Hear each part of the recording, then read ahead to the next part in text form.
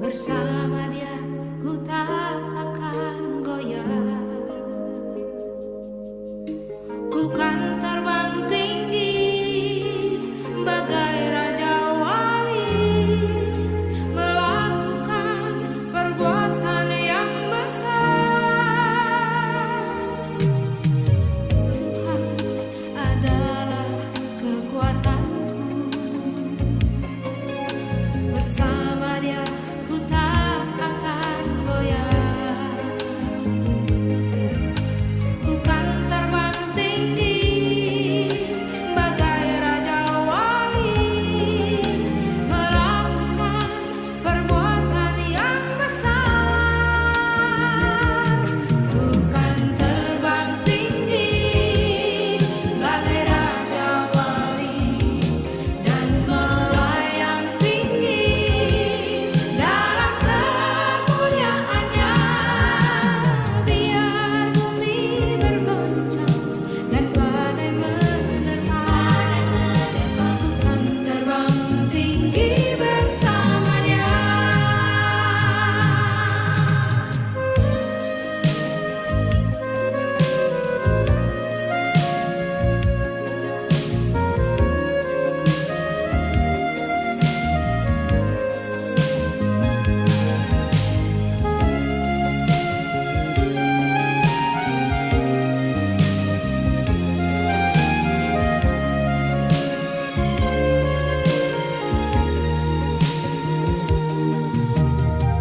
Tuhan adalah kekuatanku. Bersama Dia ku tak akan goyah. Ku kan terbang tinggi bagai raja wali, melakukan perbuatan yang besar. Ku kan terbang tinggi bagai raja wali dan melayang tinggi dalam kemuliaannya. Biar bumi bergoncang dan badai menerpa, ku kan terbang tinggi bersama Dia. Kan terbang tinggi bagai raja wali dan melayang tinggi dalam kemuliaannya. Biar bumi bergoncang dan badai menerpa, kan terbang tinggi bersama Dia. Kan terbang tinggi bagai raja wali dan melayang tinggi dalam kemuliaannya. Biar bumi bergoncang dan badai menerpa, ku kan terbang tinggi bersama Dia. Ku kan terbang tinggi bagai raja wali dan melayang tinggi dalam kemuliaannya.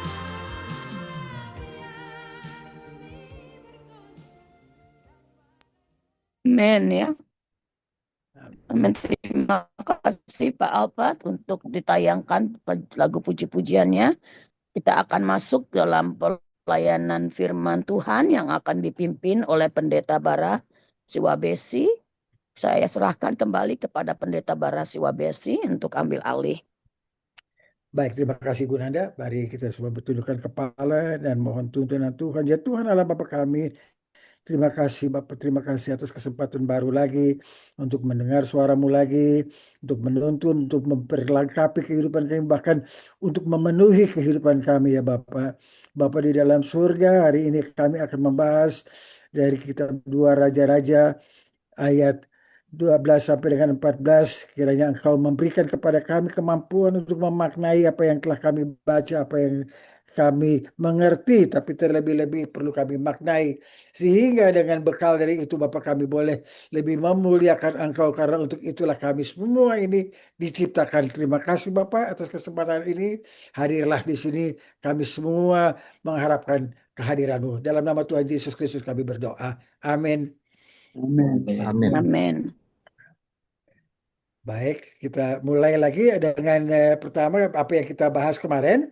Kita kemarin bahas mengenai perempuan Sunem yang atas anjuran Elisa mengungsi meninggalkan Israel karena kemarau yang berkepanjangan. Tapi setelah kembali ia menemukan miliknya tidak bisa langsung digunakannya. Oleh karena itu ia memerlukan campur tangan raja agar ladang dan rumahnya bisa digunakannya kembali. Bertepatan dengan kunjungan perempuan Sunem kepada Raja, Gehazi pembantu Elisa sedang menceritakan peristiwa dihidupkan kembali anak perempuan Sunem itu, dan Gehazi langsung berkata kepada raja bahwa yang datang itu adalah perempuan Sunem yang sedang diceritakannya. Raja langsung memerintahkan agar ladang dan rumah perempuan itu dikembalikan.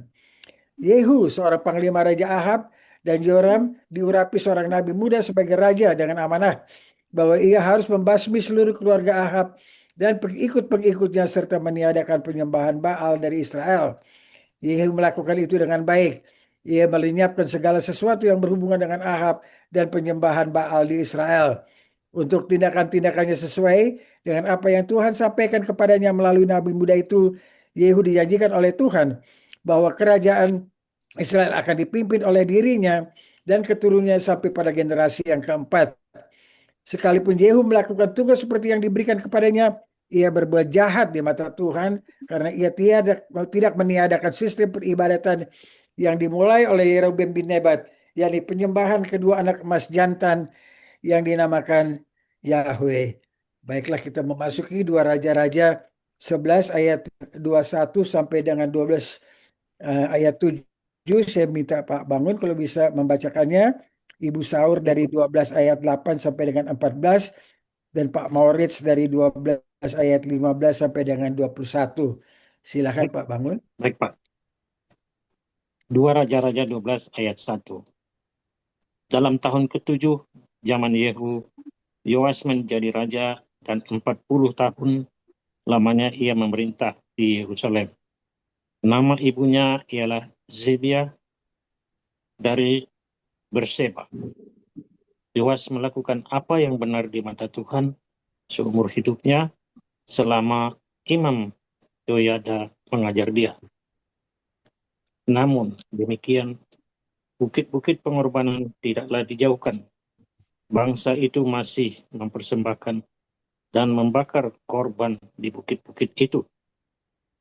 Berkatalah Yoas kepada para imam, segala uang yang dibawa ke dalam rumah Tuhan sebagai persembahan kudus, yakni uang masuk untuk pencatatan jiwa, uang tebusan jiwa menurut penilaian yang berlaku untuk seseorang, dan segala uang yang dibawa ke dalam rumah Tuhan karena dorongan hati seseorang. Baiklah para imam sendiri menerimanya masing-masing dari kenalannya dan memakainya untuk memperbaiki yang rusak pada rumah itu, di mana saja terdapat kerusakan. Tetapi dalam tahun ke-23 zaman Raja Yoas pada imam, belum juga memperbaiki kerusakan rumah itu. Sebab itu Raja Yoas memanggil Imam Yoyada dan imam-imam lain serta berkata kepada mereka, mengapa kamu tidak memperbaiki kerusakan rumah itu? Maka sekarang tidak boleh lagi kamu menerima uang dari kenalan-kenalanmu, tetapi serahkanlah itu untuk memperbaiki kerusakan rumah itu. Baik, terima kasih Pak Bangun. Silakan Ibu Saur ayat 8 Ya, sampai Pak. 14. Ayat 8. Lalu setujulah para imam itu untuk tidak menerima uang dari rakyat, tetapi mereka pun tidak usah lagi memperbaiki kerusakan rumah itu. Kemudian Imam Yoyada mengambil sebuah peti, membuat lubang pada tutupnya dan menaruhnya di samping mezbah, di sebelah kanan apabila orang masuk ke rumah Tuhan. Para imam penjaga pintu menaruh ke dalamnya segala uang yang dibawa orang ke dalam rumah Tuhan. Dan apabila dilihat mereka bahwa sudah banyak uang dalam peti itu, maka datanglah panitera raja beserta imam besar, lalu membungkus dan menghitung uang yang terdapat dalam rumah Tuhan itu. Mereka menyerahkan jumlah uang yang ditentukan ke tangan para pekerja yang diangkat mengawasi rumah Tuhan, dan mereka ini membayarkannya kepada tukang-tukang kayu, kepada tukang-tukang bangunan yang mengerjakan rumah Tuhan itu, kepada tukang-tukang tembok, dan kepada tukang-tukang pemahat batu. Mereka memakainya juga bagi pembelian kayu dan batu pahat untuk memperbaiki rumah Tuhan, dan bagi segala pengeluaran untuk memperbaiki rumah itu. Tetapi untuk rumah Tuhan tidaklah dibuat pasu perak, pisau, bokor, penyiraman, napiri, atau sesuatu perkakas emas dan perak dari uang yang telah dibawa ke dalam rumah Tuhan itu. Melainkan mereka menyerahkannya kepada para pekerja supaya dipakai memperbaiki rumah Tuhan. Baik, terima kasih Ibu Saul. Silakan Pak Maurits, ayat 15. Ya, ayat 15. Mereka kemudian tidak mengadakan perhitungan dengan orang-orang yang diserahi uang itu untuk memberikannya kepada tukang-tukang, sebab mereka bekerja dengan jujur. Tetapi uang korban penebus salah dan uang korban penghapus dosa tidaklah dibawa ke dalam rumah Tuhan.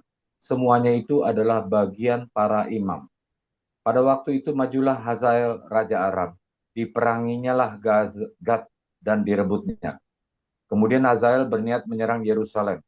Tetapi Yoas, Raja Yehuda, mengambil segala persembahan kudus yang telah dikuduskan oleh para leluhurnya, yakni Yosafat, Yoram, dan Ahazia, raja-raja Yehuda, dan persembahan-persembahan kudusnya sendiri.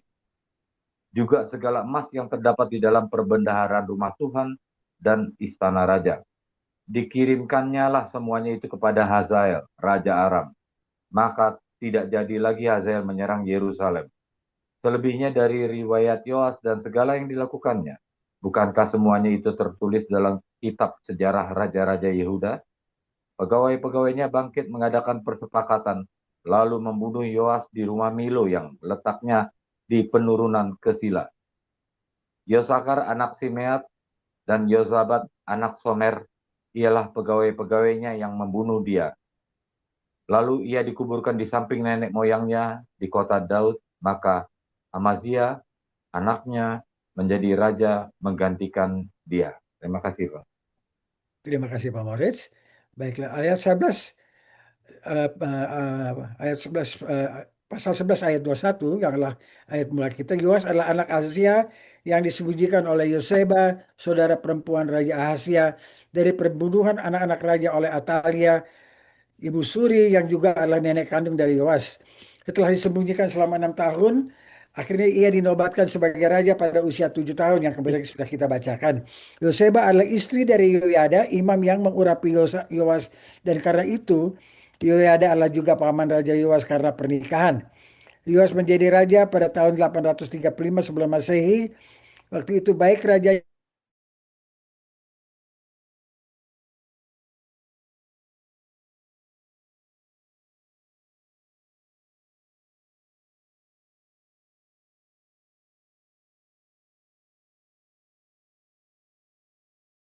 bertahan selama 345 tahun. Jadi sejak Yoas diangkat sebagai raja, Yehuda sebagai suatu kerajaan masih akan bertahan hampir 2,5 abad. Israel di lain pihak masih akan bertahan 130 tahun lagi. Saya sampaikan ini supaya kita mempunyai gambaran bagaimana setiap pergantian raja yang kita baca dalam Alkitab merupakan bagian dari rencana besar Tuhan yang semuanya akan menuju kepada kedatangan Kristus. Galatia 4 ayat 4. Ayat 1 sampai dengan 3. Yoas mulai memerintah di Yehuda dalam tahun ke-7 zaman Yehu atau setelah Yehu memerintah selama 6 tahun. Yoas melakukan apa yang benar di mata Tuhan selama ia mengikuti ajaran Yoyada, imam besar yang juga adalah pamannya. Dalam daftar juga kelihatan bahwa Yoas pada awalnya adalah raja yang baik, tapi di akhir masa pemerintahannya ia berbuat jahat di mata Tuhan. Kita akan mengutip dari kitab 2 Tawarik. untuk melihat mengapa Yoas yang menjadi raja yang berbuat jahat di mata Tuhan setelah Yoyada meninggal. Tetapi setelah genap waktunya, maka Allah mengutus anaknya yang lahir dari seorang perempuan dan takluk kepada hukum Taurat. Galatia 4 ayat 4. Bukit-bukit pengorbanan ini adalah tempat bangsa Kanaan sebelumnya digunakan untuk mempersembahkan korban bakaran mereka. Bangsa Israel diharuskan Tuhan untuk menghancurkan semua itu dan harus beribadah di satu tempat yang Tuhan pilih. Ulangan 12 ayat 2 sampai dengan 14. Namun bahkan setelah ada bait suci, Raja Salomo tetap menggunakan bukit-bukit pengorbanan itu. Itu sebabnya Alkitab katakan bahwa sekalipun seorang raja Yehuda dinyatakan berbuat baik di mata Tuhan, namun demikian bukit-bukit pengorbanan tidak dijauhkannya. Ayat 4 sampai dengan 8. Tidak diketahui berapa lama sesudah Yoas menjadi raja, ia berkata kepada para imam untuk menyisihkan suatu dana pemeliharaan bangunan bait suci. Alasan mengapa diperlukan semua perbaikan itu dicatat juga nanti di dalam kitab 2 Tawarikh. Saya kutip dari 2 Tawarikh 24 ayat 4 sampai dengan 7. Kemudian Yoas bermaksud untuk memperbaharui rumah Tuhan. Ia mengumpulkan para imam dan orang Lewi dan berkata kepada mereka, "Pergilah kamu ke kota-kota Yehuda dan kumpulkanlah uang dari seluruh orang Israel untuk memperbaiki rumah Allahmu setiap tahun. Lakukanlah hal itu dengan segera." Tetapi orang Lewi itu tidak melakukannya dengan segera. Lalu raja memanggil imam kepala Yehuda dan bertanya kepadanya, "Mengapa engkau tidak menuntut kepada orang-orang Lewi untuk membawa dari Yehuda dan dari Yerusalem pajak yang dikenakan Musa, hamba Allah itu, kepada jemaah Israel untuk kemah tempat hukum Allah? Sebab anak-anak Atalia, perempuan fasik itu telah membongkar rumah Allah, bahkan memakai barang-barang kudus rumah Tuhan untuk para Baal." Jadi pada saat Yoas menjadi raja setelah Atalia itu dibunuh, kelihatan rupanya Atalia menghancurkan bait Tuhan. Nah, oleh karena itu bait Tuhan itu perlu dipugar, ya, dan kepada Yoas memberikan tugas itu kepada para imam untuk mengumpulkan uang dari kenalan-kenalannya dan dari manapun mereka bisa dapat, agar supaya kemudian dana itu bisa digunakan untuk memugar bait Tuhan yang dihancurkan oleh Atalia itu. Tetapi rupanya itu tidak dilakukan mereka karena barangkali ada kesulitan dalam administrasi, karena pada akhirnya mereka itu bukan ahli-ahli administrasi, ya. Mereka itu adalah orang-orang yang memang memimpin peribadatan. Jadi ya, tidak bisa diharapkan banyak dari mereka untuk melakukan penggunaan dana itu dengan baik. Ya, sebagian untuk dirinya sendiri, sebagian untuk rumah Tuhan. Jadi dana ini dihimpun dari pajak yang dikenakan Musa untuk kemah pertemuan, seperti persembahan kudus antara lain saat pencatatan jiwa tahunan untuk yang berusia 20 tahun ke atas, ya. Ini yang disebut sensus, yaitu Keluaran 30 ayat 11 sampai dengan 16, memberikan persembahan sebesar setengah shikal atau 5,5 gram perak. Ya, jadi hari ini dengan harga perak itu $2.10 per gram, jadi kurang lebih 11 nilai perak sekarang. Uang penebusan atau uang untuk mengadakan pendamaian. Jadi itu adalah sumber-sumber dana untuk digunakan untuk perbaikan rumah Tuhan. Kalau kita memasuki kitab 2 Tawarikh nanti kita akan dapat tambahan keterangan mengenai keadaan bait. Ya, jadi sekarang saya melengkapi pembahasan kitab Raja-Raja dengan apa yang saya bisa dapat dari kitab 2 Tawarikh. Nanti pada waktunya kita akan membahas 2 Tawarikh dan pasal-pasal yang barusan saya kutip itu lebih lengkap. Kemudian Yoas bermaksud untuk membaharui rumah Tuhan. Ia mengumpulkan para imam dan orang Lewi dan berkata kepada mereka, "Pergilah kamu ke kota-kota Yehuda dan kumpulkanlah uang dari seluruh orang Israel untuk memperbaiki rumah Allahmu setiap tahun. Lakukanlah hal itu dengan segera." Tetapi orang Lewi itu tidak melakukannya dengan segera. Saya sudah jelaskan tadi, ya, kenapa. Pada tahun ke-23 dalam pemerintahan Yoas, sekarang dia sudah berumur 30 tahun, ya. Dia menjadi raja umur 7 tahun, sekarang sudah memerintah 22 tahun, jadi dia hampir berumur 30 tahun. Tidak jelas berapa lama sesudah ia berkata kepada para imam untuk menghimpun dana pemugaran bait suci. Tapi ternyata bait suci masih belum diperbaiki, jadi sistem penghimpunan melalui para imam itu tidak berjalan. Yoas kemudian merubah sistem pengumpulan dana. Dari langsung diberikan kepada imam yang melakukan pengumpulan berubah ke sistem kotak kolekte, yang kotaknya itu ditempatkan di samping mezbah. ayat 9 sampai dengan 15. Hasil dari kolektif itu diberi langsung kepada para pekerja yang melakukan pekerjaan pemeliharaan dan perbaikan bangunan suci. Ayat 16, semua dana yang dihimpun digunakan untuk memperbaiki dan memelihara bangunan kecuali uang korban penebus dan uang korban penghapus dosa yang merupakan bahagian daripada para imam. Jadi berbagai macam dana ditaruh di kolekte, tapi untuk uang korban penebus dan uang korban penghapus dosa itu adalah milik daripada para imam yang memimpin peribadatan sesuai dengan Taurat yang diberikan oleh Tuhan kepada Musa. Ayat 17 dan 18, dalam masa pemerintahan Yoas, Hazael merencanakan untuk menyerang Yehuda. Akan tetapi Yoas mengambil segala persembahan khusus yang telah dikuduskan oleh para leluhurnya, juga persembahannya sendiri, bahkan emas yang terdapat dalam perbendaharaan bait Tuhan untuk berdamai dengan Hazael. Keberhasilan Yoas untuk menghentikan serangan Aram ke Yerusalem hanya bersifat sementara. Ayat 19 dan 21 sampai 21 dalam kitab 2 Tawarikh 24 ayat 16 18, Yoas sudah mulai menyembah ilah-ilah lain. Setelah itu Aram menyerang lagi, dan sekalipun dengan pasukan yang sedikit mereka berhasil mengalahkan tentara Yehuda yang jumlahnya lebih besar. Bahkan Yoas terluka parah di rumah Milo. Jadi kita lihat, tadi kita baca di ayat 17 dan 18 bahwa Yoas mengambil harta karun ya dari leluhurnya, ya, dari Yoram sampai dengan kepada Ahasya, dan kemudian juga uangnya sendiri diambil untuk diberikan kepada Hazael, supaya Hazael jangan jadi menyerang Yehuda, ya. Itu terjadi dan memang itu yang itu berhasil di situ. Akan tetapi di dalam kitab 2 Tawarikh 24 ayat 8 kita lihat sekarang Yoas itu sudah mulai menyembah ilah-ilah lain, dan setelah itu Aram menyerang lagi, ya. Aram yang tadinya bisa dicegah penyerangannya sekarang tidak lagi bisa dicegah, sehingga akhirnya Yoas itu terluka dan parah dan harus beristirahat di rumah Milo. Dalam keadaan terluka itulah Yoas dibunuh kedua pegawainya, Yosakar bin Semeat dan Yosabat bin Somer. Ia dikubur di kota Daud tapi tidak di dalam pekuburan raja-raja. Kita baca itu di 2 Tawarikh 24 ayat 25. Itu nanti itu akan ada ceritanya tersendiri, dan saya kira nanti kita bahas di waktu kita memasuki kitab 2 Tawarikh. Kita lanjutkan dengan 2 Raja-Raja 13 ayat 1 sampai dengan 9. Saya bisa minta Ibu Nanda tolong bacakan, Ibu Nanda. Silakan Ibu Nanda. Baik, Pak. 2 Raja-Raja 13.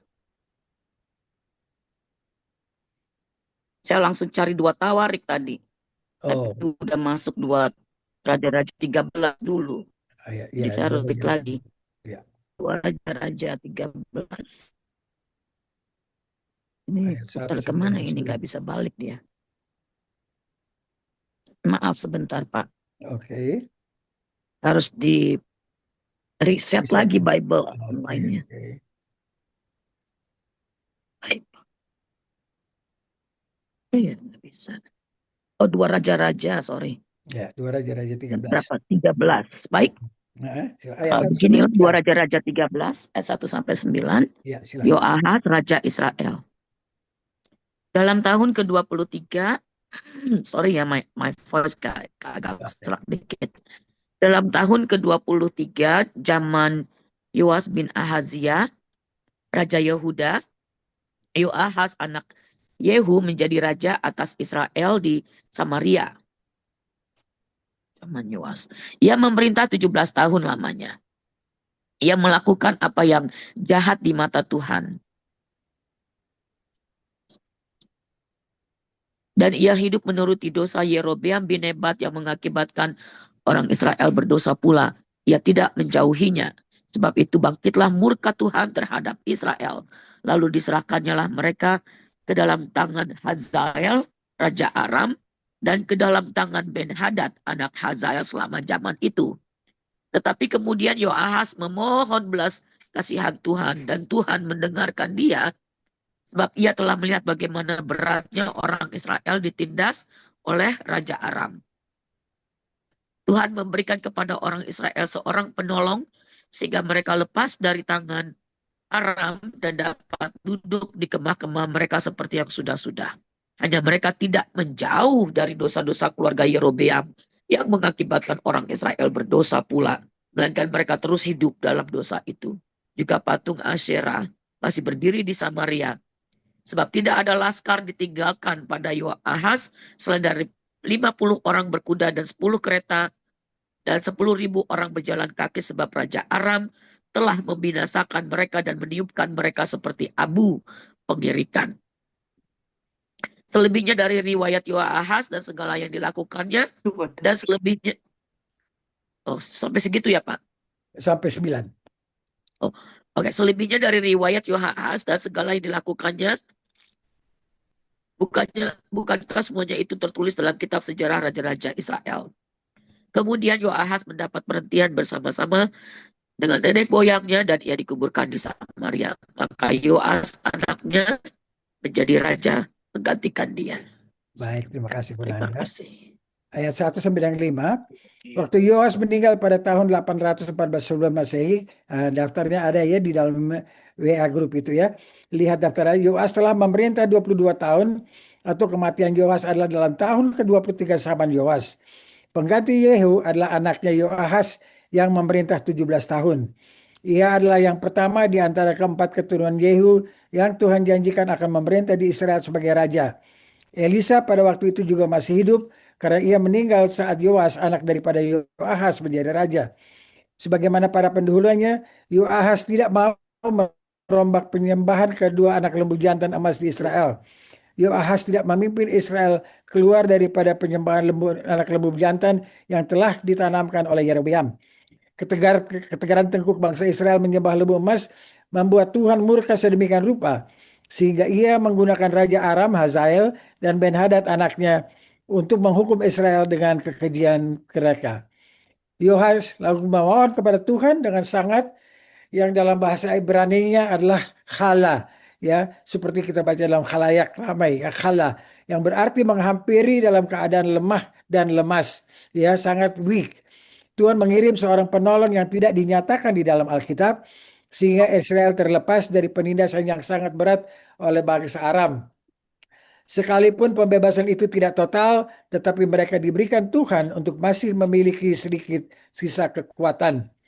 Ayat 6 dan 7, penolong ini Tuhan berikan di mana Aram telah sangat melemahkan kekuatan Israel untuk bisa berperang, seperti pasukan berkuda yang banyak dan kereta yang cukup, dan hanya meninggalkan jumlah pasukan berjalan kaki sebanyak 10.000. Ya, jadi kekuatan berperang Israel sudah dilemahkan, hampir dilumpuhkan oleh Aram. Dari situlah Tuhan datang untuk menolong dengan seorang penolong, ya, untuk mengurangi penderitaan bangsa Israel.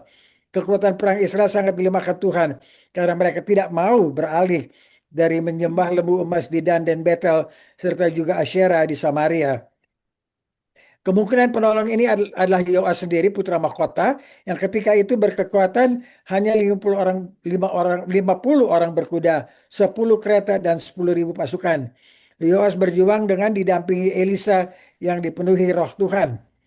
Pengaitan antara Yoas, Elisa, dan kekuatan perang Israel yang sangat menjadikan itu dapat dilihat dari ucapan Yoas saat Elisa hampir meninggal. Pada hari-hari menjelang kematian Elisa, Yoas Raja Israel ada di sampingnya, dan dalam kesedihan Yoas berkata, "Bapakku, Bapakku, kereta Israel dan orang-orangnya yang berkuda." Jadi dari ucapan Yoas itu kelihatan kedekatannya dengan Elisa, dan juga ia menyinggung kereta Israel dan orang-orang yang berkuda. Mungkin saja ini merupakan rujukan pada pengalaman mereka, perang mereka melawan Aram, di mana Tuhan menjawab doa permohonan Yoahaz dengan mengirim Elisa yang diberdayakannya dengan membuat mujizat dalam pertempuran itu. Tambah lagi, Elisa mempunyai minat, ya, atau kebencian yang sangat besar, ya, kepada Aram. Kita baca itu di ayat 15 dan sampai dengan 19 nanti. Your faithfulness endures to all generations. Mazmur 111, 119 ayat 90. Jadi di sini jelas bahwa Tuhan adalah Allah yang setia, yang senantiasa memegang janjinya kepada leluhur bangsa Israel, Abraham, Ishak, dan Yakub. Ya, dalam keadaan sangat genting, ia tidak membiarkan mereka dimusnahkan Aram. Seperti apapun dosa Israel sebagai bangsa, Tuhan akan selalu menyelamatkan Israel.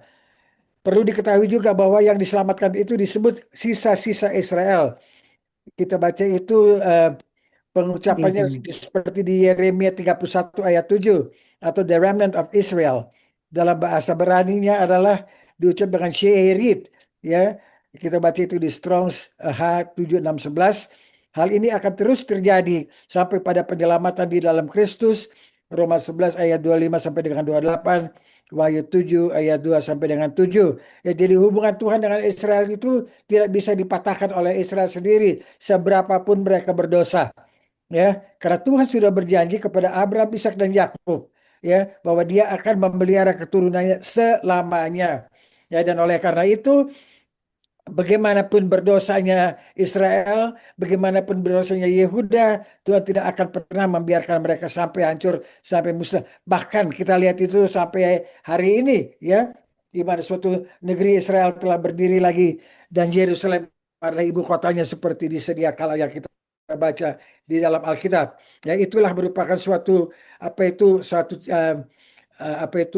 sikap Tuhan terhadap Israel, selalu meninggalkan sisa-sisa Israel, ya, atau the remnant of Israel. Ayat 8 sampai dengan 9, Raja Yoahas meninggal dan ia dikubur di Samaria. Sesudah itu Yoas anaknya menggantikannya sebagai raja. Kita lanjutkan dengan 2 Raja-Raja 13 ayat 10 sampai dengan 13. Saya bisa minta Ibu Jane tolong bacakan 2 Raja-Raja 13 ayat 10 sampai 13. Silakan, Bu. Yoas Raja Israel. Dalam tahun ke-37 zaman Yoas Raja Yehuda, Yoas anak Yoahas menjadi raja atas Israel di Samaria. Ia memerintah 16 tahun lamanya. Ia melakukan apa yang jahat di mata Tuhan. Ia tidak menjauh dari segala dosa yang disuruh Yerobeam bin Nebat dilakukan orang Israel, tetapi terus hidup dalam dosa itu.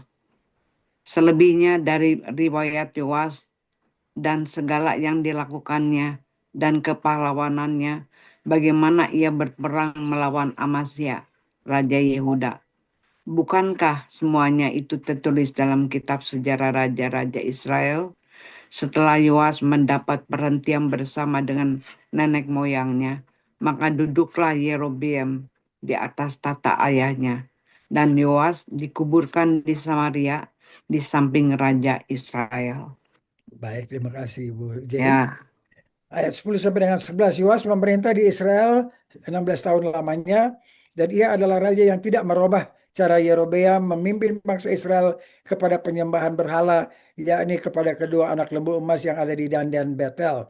Setiap kali kita lihat ada pergantian raja Israel, selalu kita akan baca ayat ini, ya, tidak merubah atau mengikuti cara-cara Yerobeam bin Nebat. Ya, karena itu selalu harus ditanamkan, ya. Tuhan ingin supaya ada suatu kepekaan, ya, ada suatu kesadaran bahwa apa yang dilakukan oleh Yerobeam bin Nebat itu mempunyai dampak sampai bergenerasi, bahkan sampai pada akhir daripada kerajaan Israel yang di utara itu. Ya, selalu itu akan kita bacakan berulang kali. Yoas berbuat jahat di mata Tuhan. Ia adalah keturunan kedua setelah Yehu yang memerintah di Israel. Kita lihat, dia berbuat jahat, tapi Tuhan menjanjikan kepada Yehu sampai generasi keempat. Sekarang sudah generasi kedua. Tapi ia berbuat jahat, tapi Tuhan tetap setia pada janjinya kepada Yehu. Ayat 12 sampai dengan 13. Mengenai peperangannya dengan Amasya, Raja Yehuda, dapat dibaca dalam 2 Tawarik 25, karena kitab sejarah Raja-Raja Israel tidak ada di dalam Alkitab. Jadi mengenai kalau ada dinyatakan mengenai seorang Raja Israel bahwa detail mengenai riwayatnya bisa diketemukan di kitab sejarah Raja-Raja Israel, kita kalau membaca Alkitab tidak akan pernah menemukannya. Ya, dalam kitab raja-raja yang ada adalah semata-mata kitab raja-raja Yehuda, yaitu yang akan kita ketemukan nanti di kitab Tawarik 1 dan 2. Ya, jadi 1 dan 2 Tawarik bercerita mengenai raja-raja Yehuda. Nah, dalam hal Amasya Raja Yehuda, pada waktu dia bertempur dengan Yoas, ada kita membaca cerita Yoas bukan karena Yoasnya, tapi karena Amasyanya. Karena Amasya sebagai Raja Yehuda diliput di dalam kitab Tawarik. Oleh karena itu kita juga membaca mengenai Yoas. Tetapi mengenai Yoas sebagai Raja Israel, kita tidak akan bisa menemukan itu di dalam Alkitab. Karena kitab sejarah raja-raja Israel itu tidak ada, hanya kitab sejarah raja-raja Yehuda. Dan kitab sejarah raja-raja Yehuda dalam Alkitab itu disebut Tawarikh. Kita lanjutkan dengan 2 Raja-Raja 13 ayat 14 sampai dengan 21. Saya bisa minta Ibu Tiur membacakan, Ibu Tiur. Silakan Ibu Tiur. Pak. Ya. 2 Raja-Raja pasal 13 ayat 14. Kejadian menjelang kematian Elisa dan keajaiban dalam kuburnya. Ketika Elisa menderita sakit yang menyebabkan kematiannya, datanglah Yoas Raja Israel kepadanya dan menangis. Oleh karena dia katanya, Bapakku, Bapakku, kereta Israel dan orang-orangnya yang berkuda. Berkatalah Elisa kepadanya, ambillah busur dan anak-anak panah. Lalu diambillah busur dan anak-anak panah. Berkatalah ia kepada Raja Israel, tariklah busurmu. Lalu ia menarik busurnya, tetapi Elisa menaruh tangannya di atas tangan raja, serta berkata, bukalah jendela yang di sebelah timur. Dan ketika dibukanya, berkatalah Elisa, panahlah. Lalu dipanahnya. Kemudian berkatalah Elisa, itulah anak panah kemenangan daripada Tuhan, anak panah kemenangan terhadap Aram. Engkau akan mengalahkan Aram di Afek sampai habis lenyap. Sesudah itu berkatalah ia, ambillah anak-anak panah itu, lalu diambilnya. Setelah diambilnya, berkatalah Elisa kepada Raja Israel, pukulkanlah itu ke tanah. Lalu dipukulkannya 3 kali, kemudian ia berhenti. Tetapi gusarlah abdi Allah itu kepadanya serta berkata, seharusnya engkau memukul 5 atau 6 kali. Dengan berbuat demikian engkau akan memukul Aram sampai habis lenyap.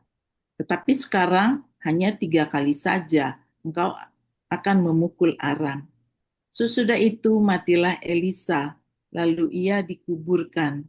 Adapun gerombolan Moab sering memasuki negeri itu pada pergantian tahun.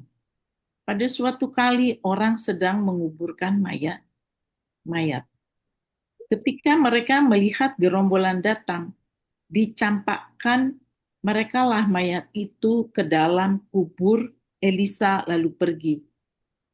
Dan demi mayat itu kena kepada tulang-tulang Elisa, maka hiduplah ia kembali dan bangun berdiri. Demikian firman Tuhan. Baik, terima kasih Ibu Tiur. Ayat 14 sampai dengan 17, Elisa yang masih hidup setelah Raja Yoas meninggal, kini memasuki hari-hari akhirnya. Dalam saat terakhir ini, Yoas, Raja Israel mendatanginya untuk menjenguk dan minta penguatan untuk melawan Aram. Elisa berkata kepadanya untuk mengambil busur dan panahnya dan bersiap-siap untuk melepaskan anak panah dari busur setelah membuka jendela sebelah timur kamarnya. Elisa kemudian menyuruh Yoas untuk memanah keluar jendela yang terbuka. Ia kemudian berkata bahwa Tuhan akan memberi Israel kemenangan atas Aram di Afek sampai habis lenyap.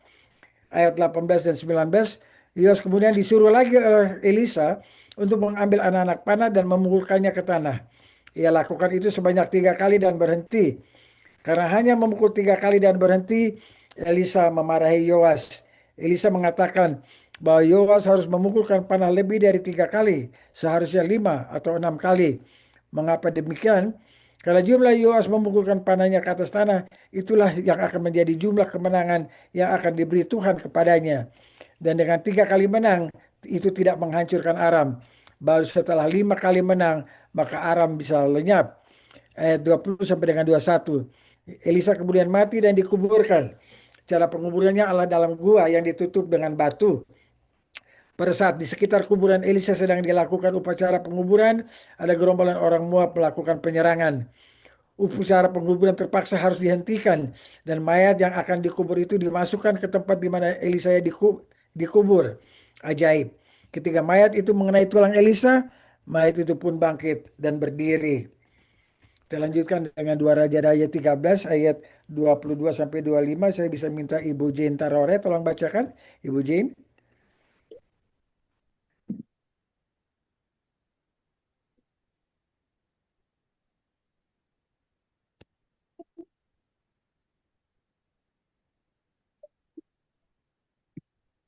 Belum kedengaran Ibu Jane. Unmute Ibu Jane, tolong di unmute. Mic-nya belum dibuka. Belum kedengaran.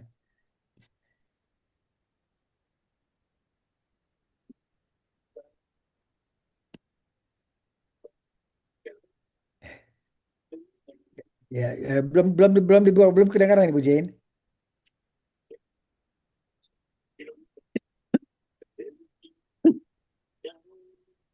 Oke.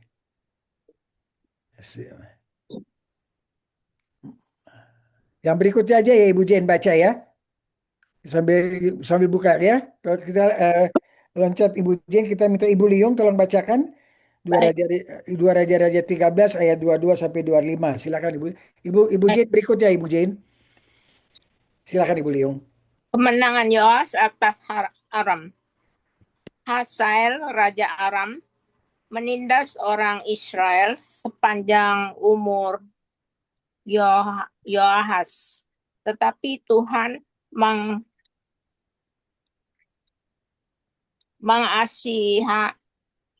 mengasihani serta menyayangi mereka, dan ia berpaling kepada mereka oleh karena perjanjiannya dengan Abraham, Ishak, dan Yakub. Jadi ia tidak mau memusnahkan mereka dan belum membuang mereka pada waktu itu dari hadapannya. Kemudian matilah Hazael, Raja Aram. Maka Ben-Hadad anaknya menjadi raja menggantikan dia. Yoas bin Yoahas merebut kembali dari tangan Ben-Hadad bin Hazael kota-kota yang dalam peperangan direbut Ben-Hadad dari tangan Yoahas, ayah Yoas. 3 kali Yoas mengalahkan dia dan mendapat kembali kota-kota Israel. Baik, terima kasih Ibu Liung. Ayat 22 dan 23, sebagai hukuman atas dosa-dosa mereka kepada Tuhan, Israel di bawah Raja Yoahas ditindas oleh Hazael Raja Aram. Tetapi sebagai Tuhan yang penuh belas kasih yang setia kepada Abraham, Ishak, dan Yakub, maka Israel tidak dibiarkan Tuhan sampai dimusnahkan Aram. Waktunya juga belum tiba di mana Israel akan dibiarkan Tuhan untuk dibuang. Masih dalam masa pemerintahan Raja Yoahas, Hazael meninggal dan ia diganti oleh Ben-Hadad anaknya sebagai Raja Aram yang baru. Waktu melawan Ben-Hadad untuk mengambil kembali sebagian tanah Israel yang dikuasai Aram, Yoas 3 kali mengalahkan Aram dan ia berhasil mengembalikan wilayah Israel yang diduduki Aram. Jadi ini seperti yang telah dinubuatkan oleh Elisa, dia berhasil mengalahkan Aram 3 kali sejumlah dengan 3 kali ia memukul anak panahnya ke atas tanah itu. Kita lanjutkan dengan 2 Raja-Raja 14 ayat 1. Ibu Jane sudah bisa baca? Bisa sampai berapa, Pak? Ibu Jane Tarore Ibu dulu Jane sampai mana? tadi. Oh ya. Ibu Jane sudah bisa baca? Ibu Jane Tarore? Masih ada kesulitan ya? Oke, nggak apa-apa kalau gitu. Ya kita sampai bisa ya nanti ya. Bisa minta Ibu Jane Herman baca ya. Ayat 1 sampai dengan 8. Ya. Pak Bangun ayat 9 sampai 15 dan Ibu Saur ayat 16 sampai 22. Silakan Ibu Jane. Iya, terima kasih, Pak. Amazia, Raja Yehuda. Dalam tahun kedua zaman Yoas bin Yoahas, Raja Israel, Amazia anak Yoas, Raja Yehuda menjadi raja. Ia berumur 25 tahun pada waktu ia menjadi raja dan 29 tahun lamanya ia memerintah di Yerusalem. Nama ibunya ialah Yoadan dari Yerusalem. Ia melakukan apa yang benar di mata Tuhan. Hanya bukan seperti Daud, bapak leluhurnya. Ia berbuat tepat seperti yang diperbuat Yoas, ayahnya. Namun demikian bukit-bukit pengorbanan tidaklah dijauhkan. Bangsa itu masih mempersembahkan dan membakar korban di bukit-bukit itu. Segera sesudah kuasa kerajaan itu kokoh di tangannya, dibunuhnyalah pegawai-pegawainya yang telah membunuh raja, yaitu ayahnya. Tetapi anak-anak para pembunuh itu tidak dihukum mati olehnya, seperti yang tertulis dalam kitab Taurat Musa, di mana Tuhan telah memberi perintah, janganlah ayah dihukum mati karena anaknya. Janganlah juga anak dihukum mati karena ayahnya, melainkan setiap orang harus dihukum mati karena dosanya sendiri. Ia mengalahkan Edom di lembah Asin, 10.000 orang banyaknya, dan merebut Sela dalam peperangan itu. Lalu dinamainyalah kota itu Yoktil. Begitulah sampai hari ini. Pada waktu itu Amazia menyuruh utusan kepada Yoas bin Yoas bin Yehu, Raja Israel, mengatakan, marilah kita mengadu tenaga. Baik, terima kasih. Terima Budi. kasih, Pak. Silakan Pak Bangun ayat 9 sampai 15. Ayat 9, tetapi Yoas, Raja Israel, menyuruh orang kepada Amasya, Raja Yehuda, mengatakan, rumput duri yang di Gunung Libanon mengirim pesan kepada pohon aras yang di Gunung Libanon. Bunyinya, berikanlah anakmu perempuan kepada anakku laki-laki menjadi istrinya. Tetapi binatang-binatang hutan yang ada di Gunung Libanon itu berjalan lewat dari sana, lalu menginjak rumput duri itu. Memang engkau telah mengalahkan Edom, sebab itu engkau menjadi tinggi hati. Cukuplah bagimu mendapat kehormatan itu dan tinggallah di rumahmu. Untuk apa engkau menantang malapetaka sehingga engkau jatuh dan Yehuda bersama-sama engkau? Tetapi Amasya tidak mau mendengarkan. Sebab itu majulah Yoas, Raja Israel, lalu mengadu tenagalah mereka, ia dan Amasya, Raja Yehuda, di Bet-Semes yang termasuk wilayah Yehuda. Yehuda terpukul kalah oleh Israel sehingga masing-masing lari ke kemahnya. Yoas, Raja Israel, menangkap Amasya, Raja Yehuda, anak Yoas bin Ahasya, di Bet-Semes. Lalu Yoas masuk ke Yerusalem dan membongkar tembok Yerusalem dari gerbang Efraim sampai pintu gerbang sudut 400 hasta padanya. Sesudah itu ia mengambil segala emas dan perak dan segala perkakas yang terdapat dalam rumah Tuhan dan dalam perbendaharaan istana raja, juga orang Sandra. Kemudian pulanglah ia ke Samaria. Selebihnya dari riwayat Yoas, apa yang dilakukannya dan kepahlawanannya, dan bagaimana ia berperang melawan Amasya, Raja Yehuda, bukankah semuanya itu tertulis dalam kitab sejarah Raja-Raja Israel? Baik, terima kasih Pak Bangun. Silakan Ibu Saur. Iya, Pak. Kemudian Yoas mendapat perhentian bersama-sama dengan nenek moyangnya, dan ia dikuburkan di Samaria di samping raja-raja Israel. Maka Jerobeam anaknya menjadi raja menggantikan dia. Amazia bin Yoas, Raja Yehuda, masih hidup 15 tahun lamanya sesudah matinya Yoas bin Yohas, Raja Israel. Selebihnya dari riwayat Amazia, bukankah semuanya itu tertulis dalam kitab sejarah Raja-Raja Yehuda? Di Yerusalem orang mengadakan persepakatan melawan dia. Sebab itu larilah ia ke Lakhis, Tetapi mereka menyuruh mengejar dia ke Lakhis. Lalu dibunuhlah dia di sana. Diangkutlah dia dengan kuda. Lalu dikuburkan di Yerusalem di samping nenek moyangnya di kota Daud. Segenap bangsa Yehuda mengambil Azaria yang masih berumur 16 tahun dan mengangkat dia menjadi raja menggantikan ayahnya Amazia. Ia memperkuat Elat dan mengembalikannya dengan Yehuda sesudah raja mendapat perhentian bersama-sama dengan nenek moyangnya. Baik, terima kasih Ibu Saur. Ya, Ayat Pak. 1 sampai dengan 4, Yoas memerintah sejak 798 sebelum Masehi.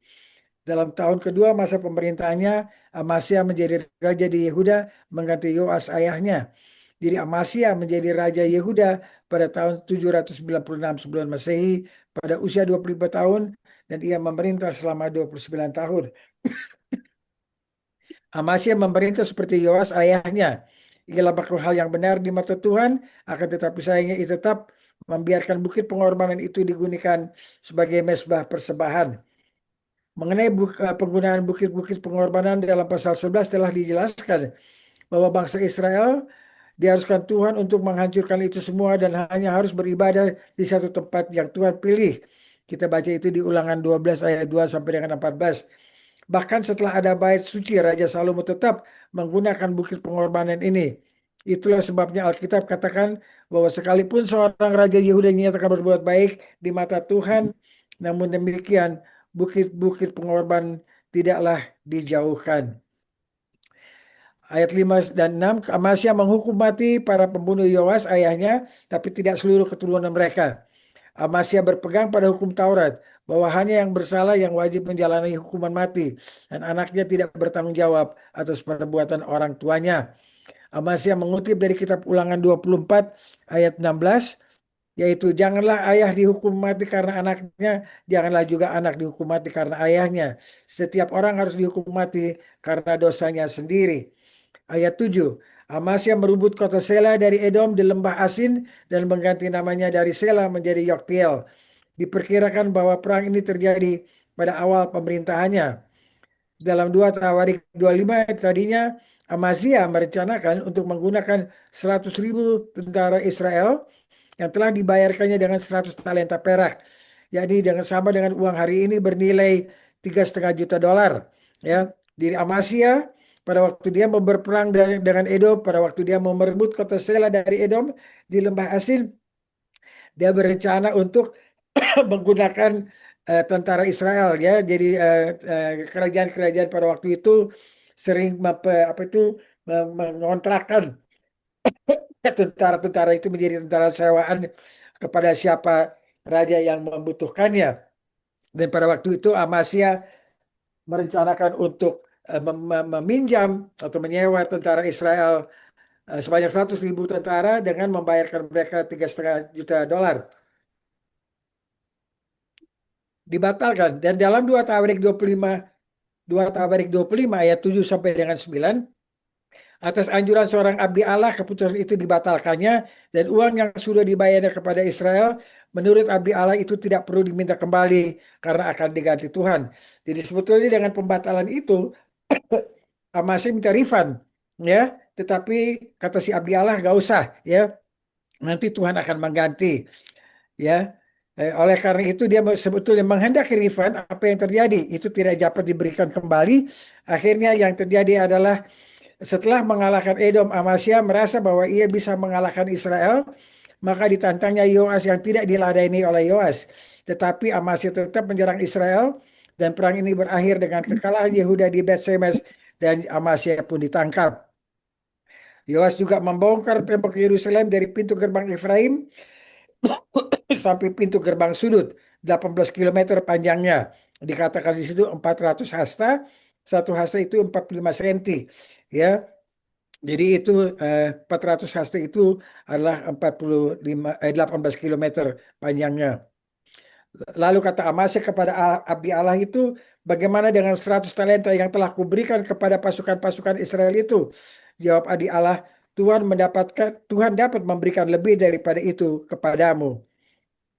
Perbendaharaan di bait Tuhan dan istana dijarahnya, serta uang mereka yang disandaranya diambilnya kembali. Setelah itu ia pergi ke Samaria. Kelihatannya yang uang 100 talenta yang diterima Israel dari Amasya itu tidak dikembalikan oleh Yoas. Perbuatan Amasya mengajak Yoas untuk berperang merupakan suatu tindakan kesia-siaan dan gegabah yang malah ditangkap dan Yerusalem malah dirusak. Padahal Yoas sudah mengatakan tidak usah berperang. Ya tadinya diejek ya seperti rumput ya itu ingin mengawini anak dari pohon aras ya tapi rumput itu akhirnya diinjak sudah diperingatkan oleh Yoas ya tetapi Amasya tetap bersikeras untuk berperang melawan Israel. Akhirnya dia kalah dan dia ditangkap. Yerusalem malahan akhirnya dirusak. Temboknya sepanjang 18 kilometer. Ayat 15 sampai dengan 16, semua perbuatan Yoas sebagai raja Israel direkam dalam kitab sejarah raja Israel yang tidak merupakan bagian dari Alkitab. Tapi mengenai pertempurannya dengan Amasya itu dicatat di 2 Tawarik 25. Setelah itu Yoas dimakamkan di Samaria, lalu Yerobeam anaknya menjadi raja di Israel. Yerobeam itu adalah keturunan dari ketiga dari Yehu. Ayat 17 sampai dengan 20, Amasya yang ditangkap Yoas rupanya dilepaskan dan memerintah Yehuda 15 tahun lagi setelah kematian Yoas raja Israel. Amasya yang memerintah seperti Yoas ayahnya menemui ajalnya di tangan pembunuh. Mengetahui adanya permufakatan untuk membunuhnya, Amasya melarikan diri lagi. Sayangnya di Lakis ia ditangkap, akhirnya dibunuh oleh para pengejarnya. Dari Lakis mayat Amasya dibawa ke Yerusalem ke kota Daud.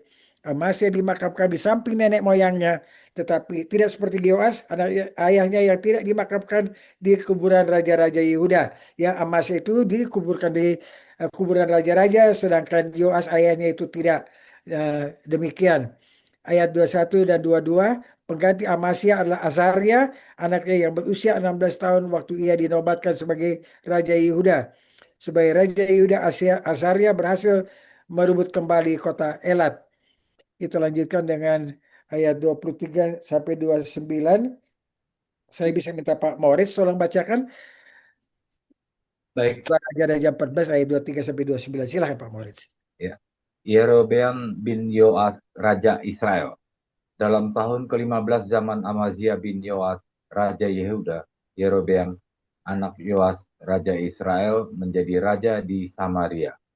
Ia memerintah 41 tahun lamanya. Ia melakukan apa yang jahat di mata Tuhan. Ia tidak menjauh dari segala dosa Yerobeam bin Nebat, yang mengakibatkan orang Israel berdosa pula. Ia mengembalikan daerah Israel dari jalan masuk ke Hamat sampai ke Laut Araba sesuai dengan firman Tuhan Allah Israel yang telah diucapkannya dengan perantaraan hambanya Nabi Yunus bin Amitai dari Gad Hefer. Sebab Tuhan telah melihat betapa pahitnya kesengsaraan orang Israel itu. Sudah habis lenyap baik yang tinggi maupun yang rendah kedudukannya, dan tidak ada penolong bagi orang Israel. Tetapi Tuhan tidak mengatakan bahwa ia akan menghapuskan nama Israel dari kolong langit. Jadi ia menolong mereka dengan perantaraan Yerobeam bin Yoas. Selebihnya dari riwayat Yerobeam dan segala yang dilakukannya dan kepahlawanannya, bagaimana ia berperang dan bagaimana ia mengembalikan Damsyik dan Hamat Yehuda ke dalam Israel. Bukankah semuanya itu tertulis dalam kitab sejarah raja-raja Israel? Kemudian Yerobeam mendapat perhentian bersama-sama dengan nenek moyangnya, raja-raja Israel. Maka Zakaria anaknya menjadi raja menggantikan dia. Terima kasih, Pak. Terima kasih Pak Moritz. Ayat 23 sampai dengan 27. Yerobeam adalah anak Raja Yoas dari Israel dan menggantikan ayahnya sebagai raja dalam tahun ke-15 dalam pemerintahan Amazia. Ia adalah keturunan ketiga dari Yehu dan ia memerintah 41 tahun lamanya.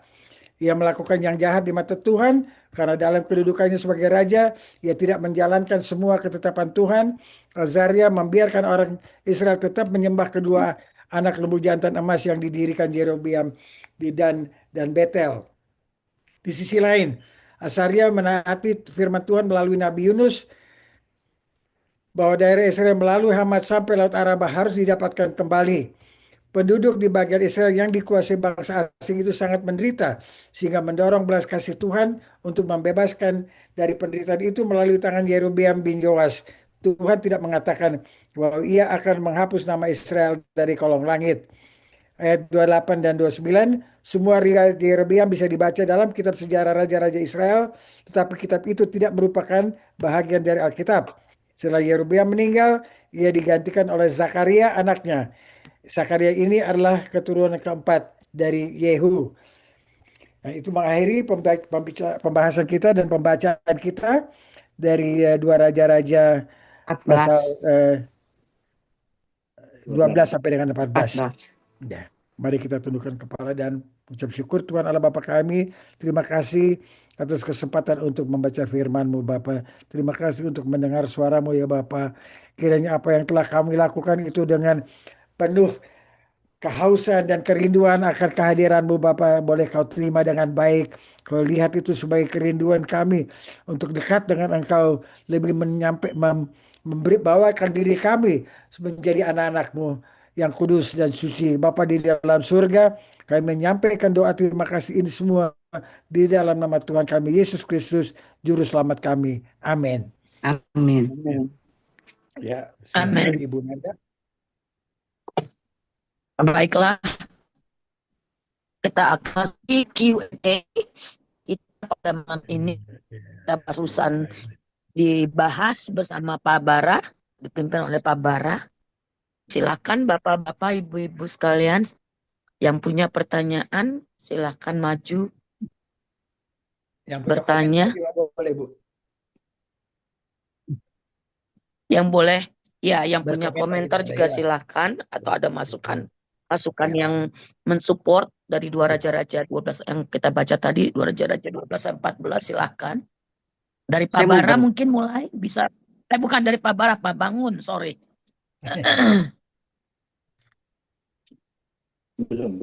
Belum.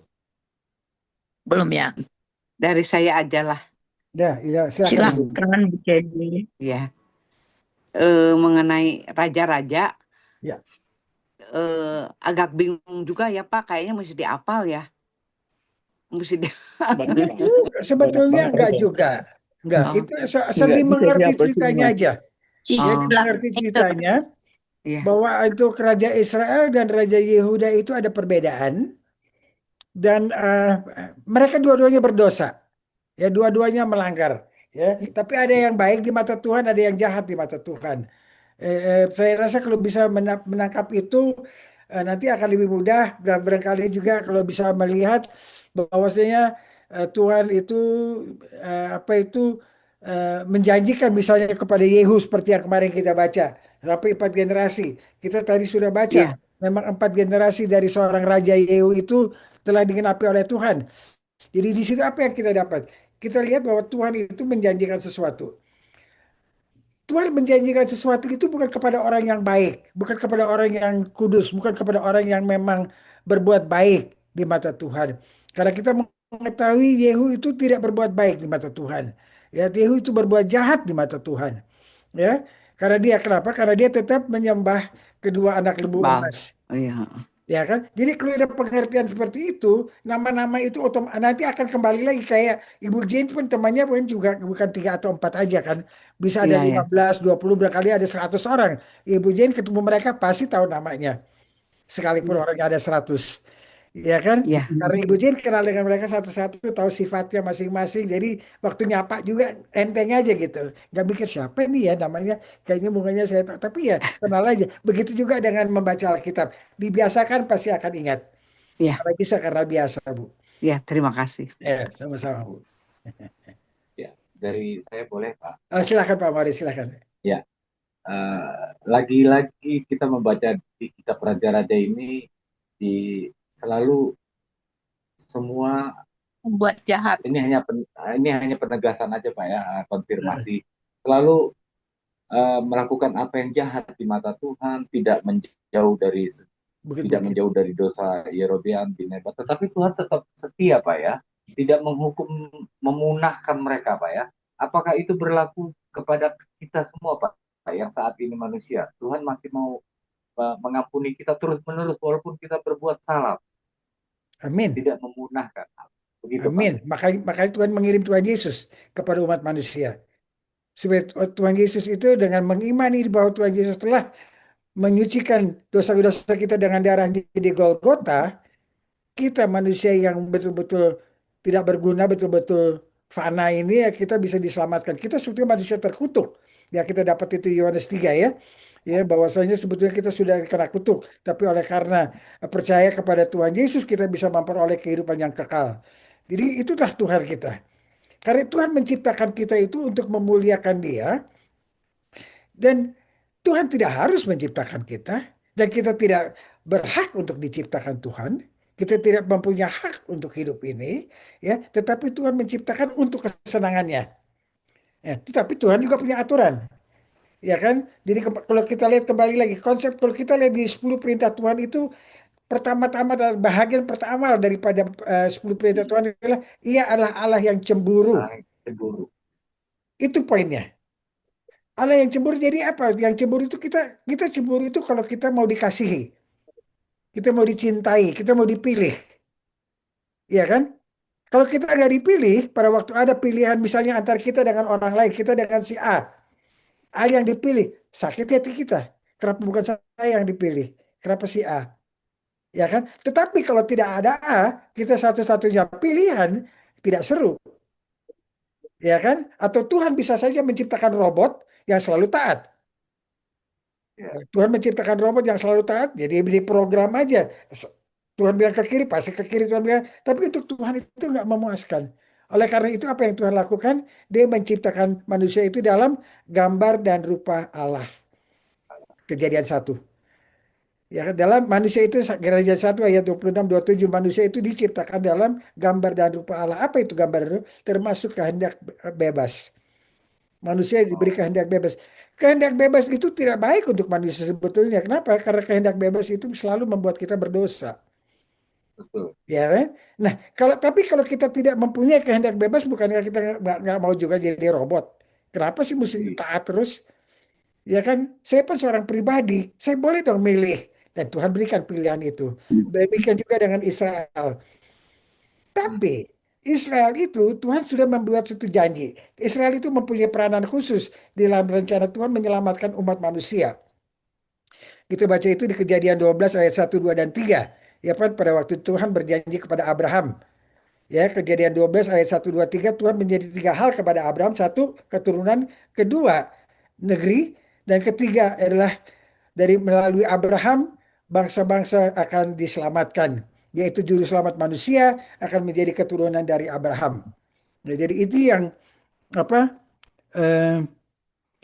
Itu yang harus diitukan ya. Harus harus dilihat dalam konteks itu. Jadi kalau kembali, dan oleh karena Tuhan telah memilih Abraham dan Abraham beriman dan percaya kepada Tuhan, maka itu dinyatakan sebagai kebenaran oleh Tuhan. Dan dalam kebenaran itu Tuhan kemudian memberi berkat kepada Abraham. Bagi mereka yang memberkati engkau akan diberkati, dan mereka yang mengutuk engkau akan dikutuk. Dan warisan itu diberikan kepada Ishak, dan warisan itu juga kepada Yakub. Tuhan tidak harus membuat janji itu dengan Abraham, tapi demi Tuhan sendiri ia membuat janji itu kepada Abraham.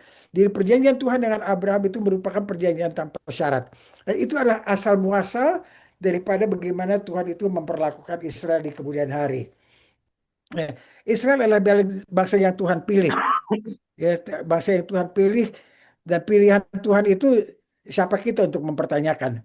Tetapi semenjak ia memilih, ia juga berjanji. Dan Tuhan itu adalah Allah yang setia. Kalau dia sudah mengatakan sesuatu, dia akan menepati itu. Seperti kita lihat dengan Yoahaz. Ya, Yoahaz begitu berdosa. Begitu berdosa, akhirnya Raja Aram itu masuk merangsak seluruhnya sampai lemah, tinggal 10.000 pasukan, hanya mempunyai 10 kereta. Ya kan, dan 50 orang yang bisa naik kuda. Ya kan, hanya itu aja akhirnya kekuatan daripada Israel. Ya kan, tetapi dan sebetulnya udah tinggal hancurnya, tinggal dipijak aja sekali mati seperti semut dipijak begitu kan. Tapi nyatanya enggak. Tuhan mengirim seorang penolong. Ya kan, dan penolong itu kemudian membuat Israel bisa kembali apa itu tinggal di kemahnya masing-masing. Jadi ini adalah Tuhan. Jadi sebetulnya yang kita mesti lihat itu bukan soal Israel atau soal Yehuda, tapi lebih beral Tuhan di situ. Tuhan yang kita sembah. Dari situ kita lihat bahwa Tuhan yang kita sembah itu adalah Tuhan yang selalu memberi kesempatan kepada kita, kesempatan baru. Ya. Selalu sampai kita mati, Ya. selalu memberi kesempatan baru. Dan ini yang saya kira mesti kita selalu dapatkan dari. Nah, Israel kita selalu lihat sebagai contoh, ya. Nanti seperti saya katakan juga, kita akan membahas itu tersendiri, ya, sekitar 2 sampai 3 sesi gitu mengenai Israel setelah kita selesai dengan 2 tawarik, ya, karena pada waktu kita selesai dengan 2 tawarik, kita sebetulnya sudah praktis menyelesaikan cerita dari Israel Israel. sebagai kerajaan. Ya kan, setelah itu adalah Israel masuk pembuangan, pulang dari pembuangan, dijajah berkali-kali berbagai macam kerajaan sampai akhirnya masuk ke dalam perjanjian baru. Ya, tetapi pada Tawarikh itu sebetulnya nanti kalau kita selesai dengan 2 Raja-Raja 25, kita sudah selesai dengan sejarah Israel dan Yehuda. Tetapi di Tawarikh akan ada pengulangan daripada apa tuh Raja hal-hal yang Yehuda. berkenaan dengan Raja-Raja Yehuda. Sudah. Ya, dan itu nanti sampai 2 Tawarik 36 selesai itu akhirnya berarti sudah tuntas, kita masuk nanti bagaimana Israel di mata Tuhan yang kita perlu, sebab nanti kalau kita masuk dalam kitab nubuatan para nabi, ya, itu akan merupakan seringkali janji-janji Tuhan kepada Israel, untuk Israel, ya, kepada para nabi itu, ya. Dan itu tidak hanya berbatas kepada kepada Israel pada waktu itu, pada zamannya nabi-nabi itu, tapi juga menjangkau sampai pada akhir zaman, ya kan? Yang akan nanti kemudian diulangi lagi oleh Rasul Yohanes di dalam penulisannya di Kitab Wahyu. Ya, karena di Kitab Wahyu kita lihat apa itu bagaimana Tuhan itu mempunyai suatu acara khusus untuk bangsa Israel. Ya, dengan menyiapkan 144.000. Jadi itu semua itu kalau kita lihat perlakuan Tuhan terhadap Israel itu sangat ini, ya, sangat sangat penuh dengan pengampunan, selalu memberi kesempatan kita untuk bertobat. Dan seringkali kita tidak menerima uluran tangan Tuhan. Itu rugi kita sendiri. Dan itu ada konsekuensinya. Itu bukan tanpa konsekuensi, ya. Tapi itu selalu akan ada konsekuensi, ya. Kita jauh dari Tuhan sampai pada waktu di akhirat juga, ya kan? Pada waktu kita di akhirat, Tuhan di surga, kita nggak mau dekat dengan Tuhan, ya Tuhan bilang, oke, fine, itu saya tidak mau memaksa kamu untuk dekat dengan saya, silakan ke tempat di mana saya tidak berada. Gitu kira-kira Pak Moritz. Jadi itu Baik, selalu konteksnya, ya. Ya, nanti pada waktu sampai kita bosan membahas saya mengenai Pak Israel itu baca akan, di ya, akan kita lihat bagaimana banyak hal yang praktis dan apa itu dan historis yang terjadi. betul, Pak. Ya, Iya, iya. ya. Oke. Selamat Karena banyak sekali saya baca di 2 Raja-Raja ini selalu mendukakan Tuhan, mendukakan Tuhan. Amin. menyembah bukit-bukit apa itu Pak, penyembahan ya Pak ya. Penyembahan, betul, Selalu anak lembu masih ini di kok Israel. nggak kapok-kapok gitu loh. Betul. Ya, tapi tapi sebetulnya tidak beda dari kita, Pak Moritz. Kita juga suka seringkali itu Betul. kita Tapi kita perperangan kan antara nggak roh menyembah dan daging berhala kita. Pak. Kita Betul, nggak menyembah berhala, hanya kita kadang-kadang melenceng aja jalan hidupnya Pak. betul, betul. Kedagingan namanya kan? Iya, Ya, iya, iya. betul, ya, betul. Jadi kita mesti hidup rohani, tapi kita dalam kedagingan. Itu kita hari ini, gitu. Ya, Iya, kan? betul. Dan ini makanya jadi untuk kita itu banyak membuka mata, banyak sebetulnya menyadarkan dan juga harus sebetulnya banyak membesarkan hati, ya, bahwa Tuhan selalu kasih kesempatan. Ya, Iya. itulah Tuhan kita, ya, dan kita nggak usah pakai pembukuan berapa pahala kita atau berapa dosa kita gitu, ya kan? Kita cukup kembali kepada Tuhan Yesus, langsung nol lagi dosa kita, ya kan, pada waktu kita Amin. bertobat. Amin. Jadi kalau manusia tuh di dunia Ya, termasuk Bu. tegar tengkuk juga ya Pak ya. Oh, semua kita tegar tengkuk, Bu. Ya. Roma 3 ayat 23, semua kita telah kehilangan kemuliaan Allah. Semua kita. Nggak Iya. peduli manusia yang disebut paling saleh, pasti ada salahnya. Iya. Ya, pasti ada salahnya. Gitu. Nggak ada yang sempurna. Nah, dan satu hal mesti diingat, satu dosa itu tidak lebih baik daripada 1.000 dosa, Bu. Kalau 1.000 dosa dia bertobat, dia oke, dia masuk surga. Satu dosa dia nggak bertobat, dia masuk neraka. Karena Tuhan itu kudus. Ya kan di Yakobus 2 ayat 10 itu kita baca bahwa antara satu pelanggaran dan banyak pelanggaran itu sama. Ya. Jadi ini selalu mesti kita ingat. Jadi kita jangan lihat orang yang baik tapi tidak terima Tuhan Yesus, kita mesti mengasihani dia. Orang yang kayaknya brutal tetapi pada akhirnya dia bertobat, kita mensyukuri dia karena dia akan nanti masuk ke surga. Begitu. Iya, Itu Ibu Jane. ya. Jadi insaf gitu. Ya apa Bu? Jadi Insaf, insaf jadi atas insaf. perbuatannya gitu. Betul, amin Bu. Itu. Dan itu hanya bisa insaf kalau kita lahir kembali Bu. Karena yang menginsafkan kita adalah Roh Kudus. Roh Kudus yang menginsafkan kita. Kalau tanpa Roh Kudus kita nggak bisa insaf. Iya. Begitu, Bu. Ya, silakan. Pak itu Ya. Elia hebat sekali. Udah di dalam kuburan aja bisa bikin mujizat ya. Itu Elisa. Dia Elisa. kena tulangnya, iya, kena Elisa. tulangnya aja benar betul.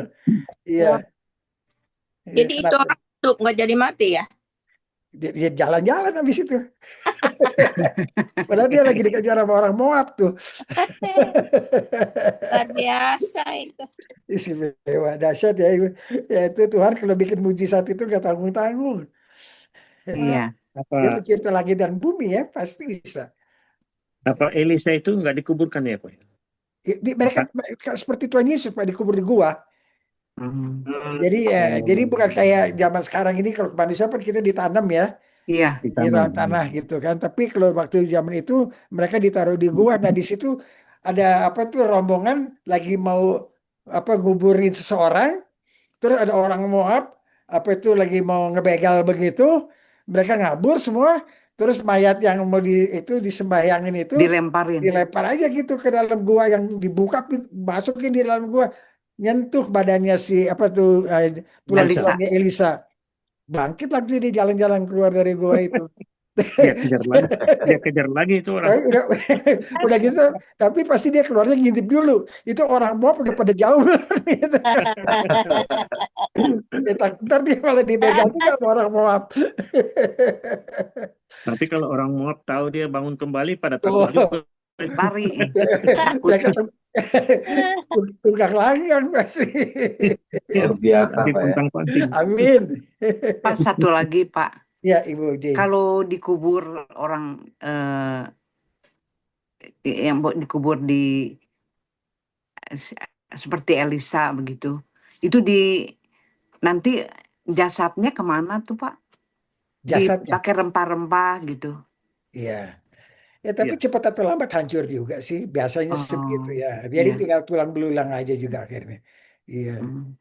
Ya, gitu sih. Pasti akan ya. Kemakan ya sama apa segala macam. Binatang. Cacing apa segala macam. Iya. Mm-mm. Ya kebanyakan suka dibakar kan, nggak mau dimakan Iya. cacing. Ya, Hmm. gitu. Ya. Jadi minggu depan kita lanjut yang 15 ya. Minggu depan 15 sampai dengan saya harap 15 sampai 22 ya harapannya. Iya. Pak Bara, Ya. boleh bertanya Pak? Silakan, Agak Pak sedikit Morris. melenceng dari topik ini Pak. Oke. Mengenai pemakaman seorang Kristen Pak. Ya. Apakah dibakar itu sekarang itu boleh? Atau gimana sih Pak? Karena saya tahunya hanya dimakamkan, tapi belakangan ini saya lihat sudah sering, termasuk almarhum Niki Pak. Ya. Menurut Tidak ada iman ayat di Kristen Alkitab. gimana? Tidak ada ayat di Alkitab yang melarang itu. Ya kan tidak ada pelarang. Nah, sekarang misalnya dan itu masuk di akal juga. Sebab kenapa? Seandainya misalnya orang naik kapal terbangnya hancur jatuh, orangnya terbakar habis, nggak sempat Terbakar. Oh, habis, nggak sempat dibakar. Apakah orangnya itu otomatis sudah tidak bisa lagi masuk surga? Ya kan? Jadi bagaimana jasadnya itu diselesaikan? itu tidak atau apakah dia dipenggal ataukah dia hancur ataukah dia dikubur dalam keadaan utuh gitu, itu tidak membuat apa itu penerimanya di surga itu berbeda. Ya karena yang diterima di surga pada waktu seseorang mati itu adalah rohnya. Ya kan kalau kita baca 2 Oh Korintus iya. 5 ayat 8, pada saat seseorang meninggal, pada saat itu juga dia bersama-sama dengan Tuhan. Oke. Ya kan ya, jauh dari tubuh 2 itu Korintus berapa, Pak? 2 Korintus 5 ayat Ayat 8. 8. Ya. Ya, itu di situ juga lebih itu tulisan Rasul Paulus mengenai bagaimana orang hidup dan yang mati, bahkan di 205 ayat 10 kemudian Rasul Paulus berbicara mengenai pengadilan orang-orang percaya di depan tahta Kristus. Dua ayat kemudian. Jadi lupa lagi Pak, 2 Korintus berapa Pak? 5 Ayat 8. ayat 8. Oh ya, terima kasih. Nah, jadi itu dibaca itu dari awal kalau bisa sampai ke 8 itu supaya dapat keseluruhan ceritanya gitu. Tapi poinnya ada di 2 Korintus 5 ayat 8 bahwa kalau kita jauh dari tubuh berarti kita bersama dengan Tuhan. Sebab kalau kita di dalam tubuh kita jauh dari Tuhan. Iya. Ya kan kalau kita ya, itu keluar dari tubuh kita, yang mana yang dekat dengan Tuhan adalah roh kita. Ya kan Roh, karena kita itu terdiri dari 3 hal, roh, jiwa, dan tubuh. roh jiwa. Ya, pada waktu manusia lahir dalam sebagai setiap bayi lahir itu hanya ada 2 hal yang ada pada dirinya, yaitu jiwa dan tubuh. Ya, dia harus mengalami lahir kembali untuk mendapatkan rohnya. Karena pada waktu Adam jatuh ke dalam dosa, pada waktu itu roh semua umat manusia itu mati. Dan umat manusia hanya bisa mengalami kelahiran kembali itu baru hidup, rohnya bisa hidup, baru tiga-tiganya utuh. Gitu. Maka pada waktu dia meninggal, rohnya itu bersama. Nah, pada waktu nanti kita tahu kita misalnya tahu mengenai Yohanes 11 ayat 28 mengenai apa itu pembicaraan Tuhan Yesus di depan makam Lazarus bahwa ia adalah kebangkitan. Ya kan? Dan di situ bagaimana Maria Magdalena, Maria ya, Maria, Ya, Maria. Marta yang berbicara kepada Tuhan bahwa apa itu apa dia akan nanti bisa bangkit kembali. Dia mengerti itu bahwa akan ada kebangkitan. Ya, setiap kita tahu percakapan Tuhan Yesus dengan orang-orang Saduki yang mempertanyakan apakah ada kebangkitan kembali di mana seorang wanita menikahi 7 orang kakak beradik. Ya kan, jadi istri siapa pada waktu kebangkitan. Jadi kebangkitan itu adalah merupakan sesuatu pemahaman di orang-orang Kristen bahwa akan ada kebangkitan. Oke. Nah, di dalam kebangkitan itu sebelum terjadi kebangkitan untuk orang-orang percaya ada kita juga mengalami yang disebut pengangkatan karena kebangkitan itu terjadi pada 2 waktu. Satu waktu adalah pada waktu pengangkatan orang-orang yang mati itu kita baca di 1 Tesalonika 4. Pada waktu orang mati dalam Kristus dia akan terbangkit terlebih dulu, yang masih hidup akan nanti apa itu menyusul dan sama-sama yang hidup dan yang mati itu dirubah tubuhnya. Kita baca itu di 1 Korintus 15, dirubah tubuhnya dan kemudian jadi kita diberi tubuh baru. Setiap manusia yang sudah mati diberi tubuh baru di 1 Korintus 15, ya. Dan di dalam dengan tubuh baru itu baik yang mati maupun yang hidup akan nanti mengalami pengangkatan, bertemu dengan Tuhan Yesus di awan-awan, kemudian akan bersama-sama dengan Tuhan Yesus itu di surga selama 7 tahun. Setelah 7 tahun itu apa yang terjadi, akan ada yang disebut perjamuan perkawinan anak domba. Ya, di Wahyu 19. Nah, perkawinan anak domba itu sementara waktu dalam 7 tahun orang-orang yang diangkat itu berada di surga bersama dengan Tuhan Yesus, di dalam bumi ini masih ada manusia. Dan di situ Tuhan berperkara dengan Israel. Jadi Israel itu ditobatkan di situ sebab sampai hari ini dan bahkan sampai dengan waktu pengangkatan itu Israel itu Tuhan tidak berperkara dengan Israel. Tuhan berperkara dengan gereja. Oh, Israel, ya, Tuhan hanya berurusan dengan gereja saat ini. Israel dihubungi ya sewaktu-waktu hanya dilindungi jangan sampai punah. Tapi Tuhan berperkara dengan Israel, kita bisa, tidak berperkara, tapi dengan gereja kita baca itu di Roma 8, 9, 11. 9, 10, 11. Roma 9, 10, 11, khususnya ayat 11, 25 sampai 28 mengatakan bahwa apa itu orang-orang bahwa Israel akan diselamatkan sebagai bangsa. Seluruh Israel akan, Roma 9, 10, dan 11. Seluruh bangsa Israel akan diselamatkan. Ya, itu janji Tuhan melalui Rasul Paulus. Ya, di Roma 11, 25 sampai 28. Ya, jadi ini pemahaman kita mengenai Israel yang sekarang sedang kita baca sejarah raja-rajanya, ya. Ya itu kalau kita lihat sejarah raja-raja khusus yang pada Yehuda, kita lihat tidak satu kali saja itu mengalami putus ya tali daripada keturunan Daud, yaitu pada waktu Atalia yang perempuan itu, ya kan neneknya Yoas itu mau membunuh seluruh keturunan dari Nabi. seluruh keturunan Daud, Oh, Daud.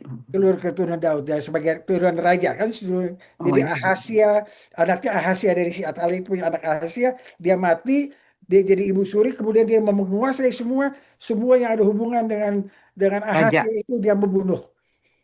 Ya, dia bunuh semua tapi gagal kan, satu orang lolos kan, Iya, Yoas itu di rumah diumpetin kan. Tuhan, Ya, diumpetin ya. nah diumpetin. Nah itu orang itu akhirnya yang membawa sampai kepada Tuhan Yesus. Kalau kita lihat di Matius 1, ya kan, kita lihat silsilah di Matius 1, kita lihat silsilah nama Yoas muncul.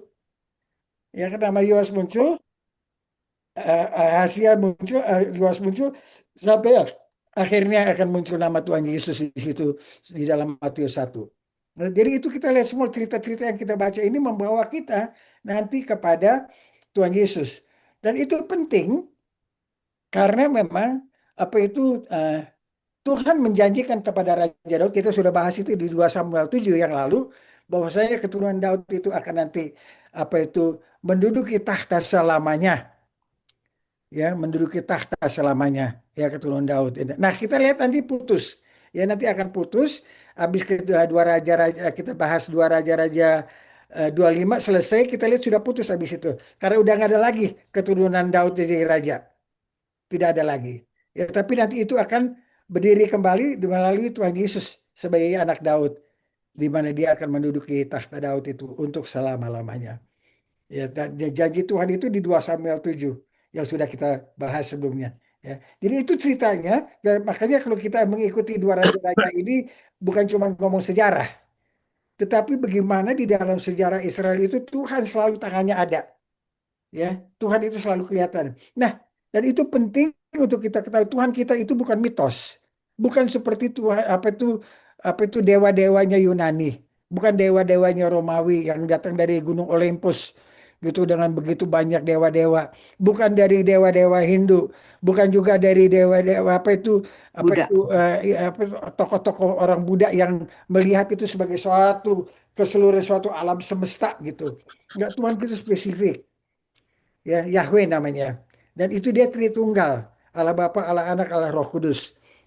Itu merupakan Tuhan yang kita sembah, itu adalah Tuhan yang sebenarnya, Tuhan yang hidup. Itu lain daripada itu tidak bisa. Sebab kalau alam semesta itu merupakan Tuhan, alam semesta itu bukan sesuatu yang berdiri dari dirinya sendiri. Alam semesta itu diciptakan, dia ada awalnya. Kalau alam semesta punya awal berarti dia ciptaan.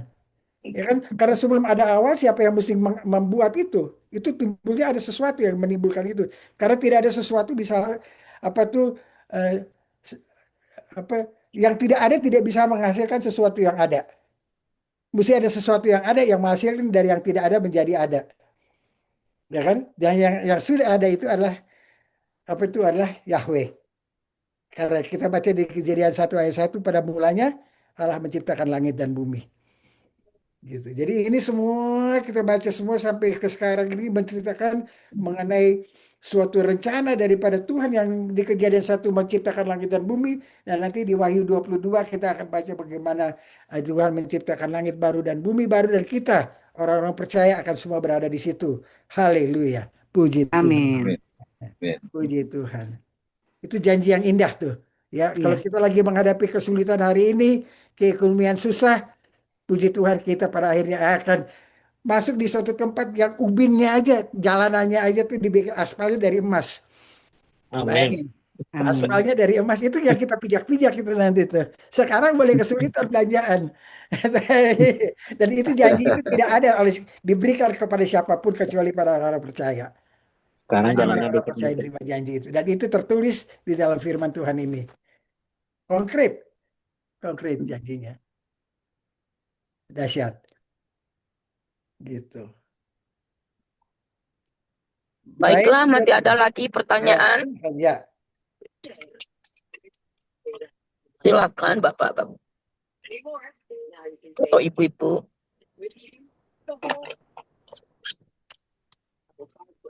Kayaknya Ibu Tiur yang mau nanya, Ibu Tiur ya. Silakan Bu.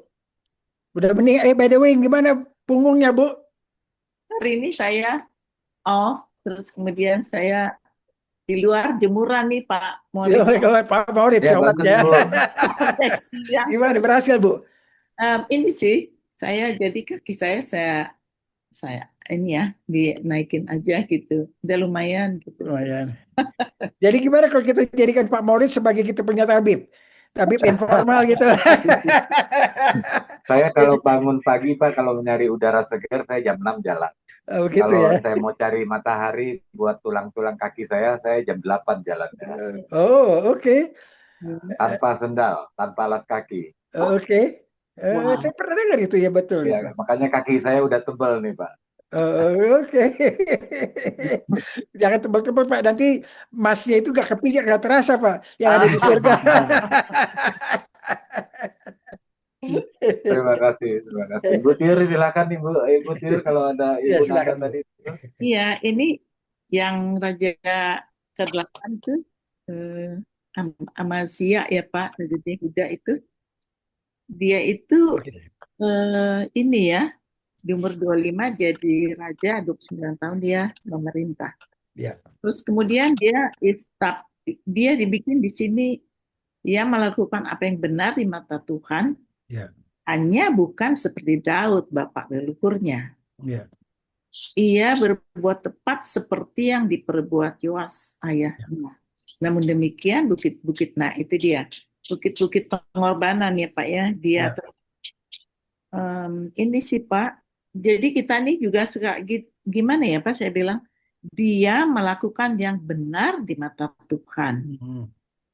Terus tapi dia masih bisa juga itu kan melakukan apa yang benar di mata Tuhan, tapi dia tetap pergi ke bukit-bukit. Kalau di Indonesia mungkin bukit apa ya dibilang yang di Malang itu.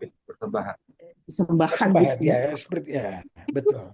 Itu kita juga manusia gitu ya Pak. Orang Kristen percaya Tuhan, melakukan yang benar di mata Tuhan, tapi masih pergi ke menyembah-nyembah kayak gitu ya Pak. Enggak, berbeda. Jadi perbedaan antara pelanggaran di Israel dan pelanggaran Yehuda itu kok jelas. Kalau pelanggaran di Yehuda ada tempat persembahan, tempat dia menyembah, itu yang salah. Kalau pelanggaran di Israel yang disembah, itu yang salah. Karena di Israel mereka menyembah patung.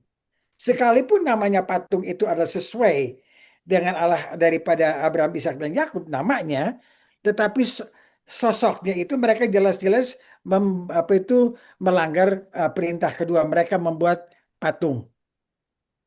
Lain dengan di Yehuda. Di Yehuda mereka tetap menyembah kepada Allah yang tidak kelihatan, Yahweh yang tidak kelihatan, seperti yang dikatakan oleh misalnya Rasul Paulus waktu dia berada di Bukit Mars, ya kita baca itu di kalau nggak salah di Kisah Para Rasul ya.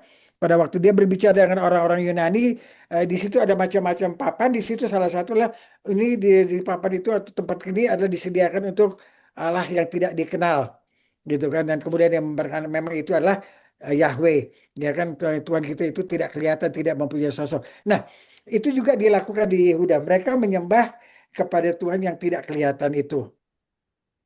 Tetapi tempat mereka menyembah itu merupakan suatu pelanggaran karena Tuhan memerintahkan kepada bangsa Israel pada waktu mereka masih berada di padang gurun, kalau kamu nanti masuk ke Israel, ke Kanaan, tanah perjanjian itu, kalau kamu mulai mendudukinya, pastikan bahwasanya semua tempat persembahan dari penduduk-penduduk Kanaan itu kamu hancurkan. Itu mereka tidak lakukan. Jadi mereka hanya convenience saja. Gitu. Karena mereka nggak mau repot, karena Tuhan punya peraturan sebetulnya adalah 3 kali setahun mereka mesti ke satu tempat yang telah Tuhan tentukan. Mereka ngambil yang praktis-praktis, udahlah di sini aja lah. udahlah untuk apa kita ntar mesti balik lagi, pergi lagi, makan waktu apa segala biaya ini yang itu, cari penginapan, ya jadi gitu ya. Jadi ambil praktisnya, toh kita menyembah Tuhan ini. Kenapa kita nggak nyembah yang dekat-dekat rumahnya? Udah ada itu kan tempat persembahan tersedia. Memang tempat persembahan yang dibuat oleh penduduk orang-orang Kanaan itu yang menyembah berhala, ya kan? Tetapi kita kan nggak menyembah berhala, ya kan? Kita tetap menyembah Yahweh, ya kan? Cuman tempatnya aja memang ya itulah gitu ya. Jadi itu merupakan suatu hal yang Tuhan ingin. Oleh karena di Alkitab itu selalu disebut karena itu jelas pelanggaran. Jadi kalaupun si siapa itu si raja ini anaknya Yoas itu ya Amasya ya misalnya, sekalipun Amasya itu apa itu melakukan itu, tetapi dia masih tetap berbuat baik di mata Tuhan karena dia tidak menyembah patung seperti counterpartnya dia di Israel. Mereka itu nyembah patung-patung ke anak lembu jantan emas itu. Gitu. Jadi itu perbedaannya. Ya, ya, Ibu Nanda silakan Bu. Oh, sorry. Sorry, I'm shouting. Sorry. Ya. I'm shouting because somebody cut me in. Oh, oke. Silakan. Masih ada lagi. Kita masih ada waktu ya. 15 menit ke 9. Masih 45 menit lagi ya Pak Bara ya. Ya Bu, silakan Bu.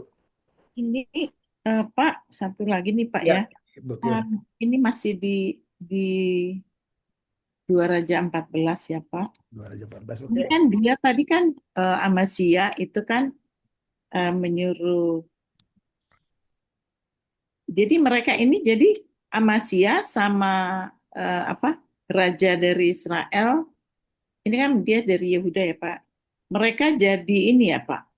Jadi mereka karena di sini kan rumput duri yang di Gunung Libanon itu Pak ya. Ya. Akhirnya perang mereka adu kuat gitu. Ya. Antara dari Yehuda sama yang dari Israel yang 10 ini mereka mau adu kuat gitu ya Pak. Ya.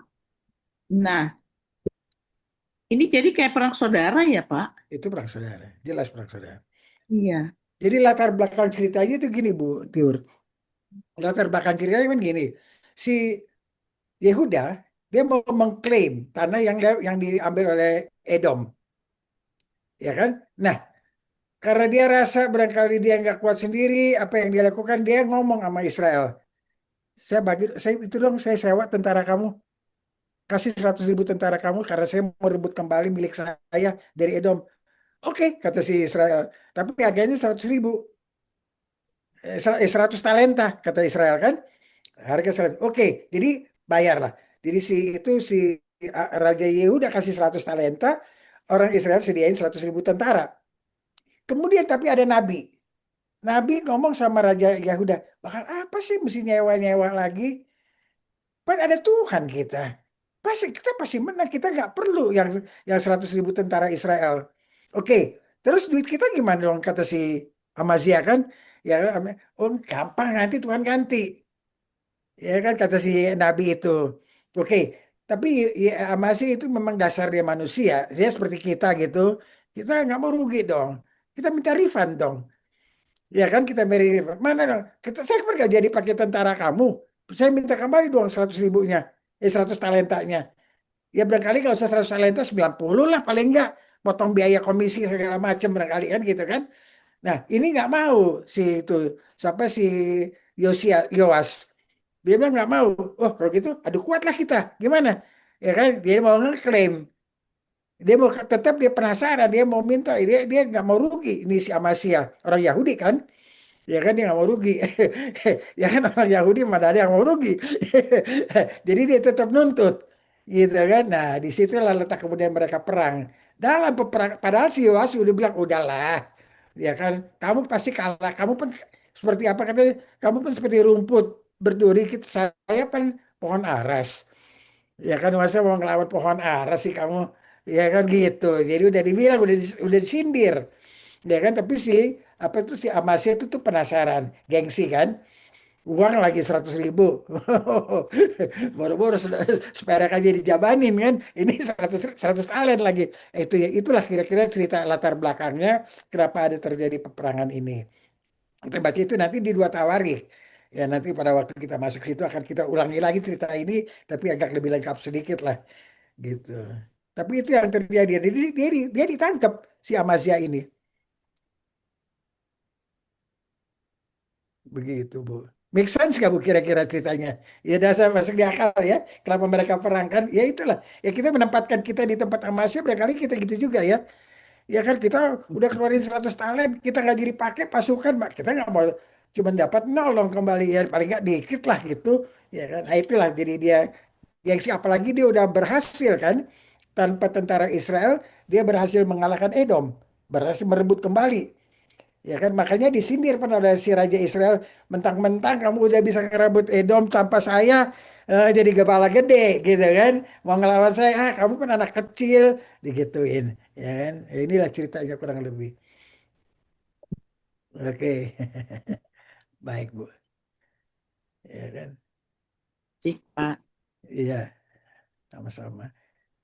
Baik, Ibu Nanda, gimana, Bu? Masih ada lagi dari Ibu Liung mungkin?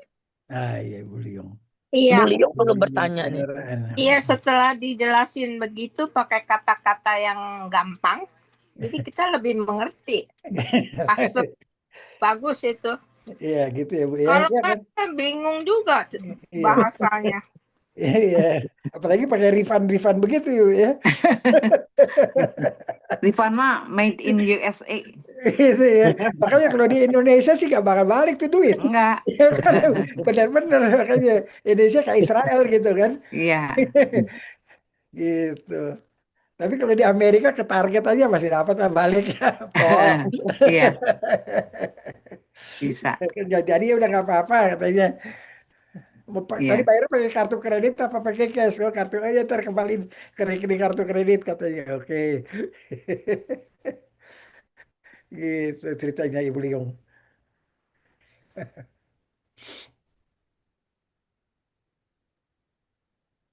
Tapi raja-raja ini Pak, menurut penilaian saya secara seketika aja, kebanyakan nama mereka tuh pakai yo. Kenapa ya Pak ya? Yowas, Yadam, Ya, siapa lagi? Yoram, ya. Yada. Banyak. Yonatan. Kenapa tuh Pak ada Pasti ada Yonatan. kaitannya dengan Yehova ya. Ya dengan Tuhan ya. Oh, Yosua, Yosua. Ya, Dari kata Joshua ya itu, betul. Jadi itu pasti ada hubungan dengan Tuhan. Kita bisa diurut sih suatu ketika saya bikin daftar nama ya. Dan kemudian melihat yang Yo itu kata Yosafat. hubungannya dengan apa gitu kan. Ya kan. Paling berarti ada berapa nama sih ya? 20 nama ya. Kurang lebih kan. Gitu. Itu bisa lah kita dapetin itu. Jadi Yehu 4 keturunan itu Ya, rajanya yang kepalanya Ye semua ya. ya. Jadi ada keturunan 4 pertama Yoahas, kedua Yoas, ketiga Yerobeam, keempat Sakaria. Ya kan? Iya. Sakaria. Jadi empat-empatnya tuh jadi keturunan dia semua. Itu Tuhan. Padahal tuh dia berbuat jahat di mata Tuhan, tapi Tuhan janji. Ya kan? Tuhan gak pernah berhutang kan? Kalau Tuhan udah janji ya Tuhan kasih, diberi. Masalah masuk surga lain cerita. Ya kan? Masuk surga itu mesti taat. Iya. Tapi Tuhan janji, tapi masuk surga mesti taat. Ya kan? Dan kalau nggak taat ya ada Tuhan Yesus. Nah, itu terima Tuhan Yesus sebagai Tuhan dan Juru Selamat. Pasti masuk surga. Tapi aku baca yang di Matius ya, Ya, Bu. nggak ada tuh namanya Yoas. Yoas. Ada Matius 1, Bu. Mesti ada dong, Bu, di silsilah. Aduh, kalau nggak ada saya salah banget itu. Ntar, Bu, ya, saya cari ya. Saya bacain ya. Nanti saya cari ayatnya sekalian, saya tunjukin. Berapa? Matius 1. Boas, Matius 1. Boas ada. Yoas mesti di bawah dia. Di bawah-bawah dikit lah. Yotam, Setengah lah. Yosafat, Ada ayat 8 Asa. Ya kan? 9 usia. Antara Asa memperaniki Yosafat, Yosafat memperaniki Yoram, Yoram memperaniki Usia. Ya kan? Dan Usia memperaniki Yotam, memperaniki Ahaz. Jadi ini semua keturunan raja, semua raja Yehuda. Iya. Gitu. Jadi Usia itu bapaknya itu si Yoram. Ya kan, memang nama Amasya di sini sama Yoas nggak kelihatan. Jadi ini sebetulnya dirinci 14 14 14. Ya kan, kalau kita lihat em, eh, oke, di ayat 17. Jadi seluruhnya ada 14 keturunan dari Abraham sampai Daud, 14 keturunan dari Daud sampai pembuangan ke Babel, dan 14 keturunan dari pembuangan Babel sampai Kristus. Gitu Oh, kan. 14 semua. Ya, 14. Jadi ada apa nama-nama yang tidak diikutsertakan hanya untuk mendapatkan angka 14 itu. Iya. Gitu. Mm-mm. Yang penting nenek moyangnya ada ya, Ahaz. Ada keturunannya ada dari si Yoas dan Amazia, apa tuh leluhurnya juga ada dari mereka karena mereka keturunan Daud semua kan. Hmm. Ya, gitu, dia keturunan Daud semua.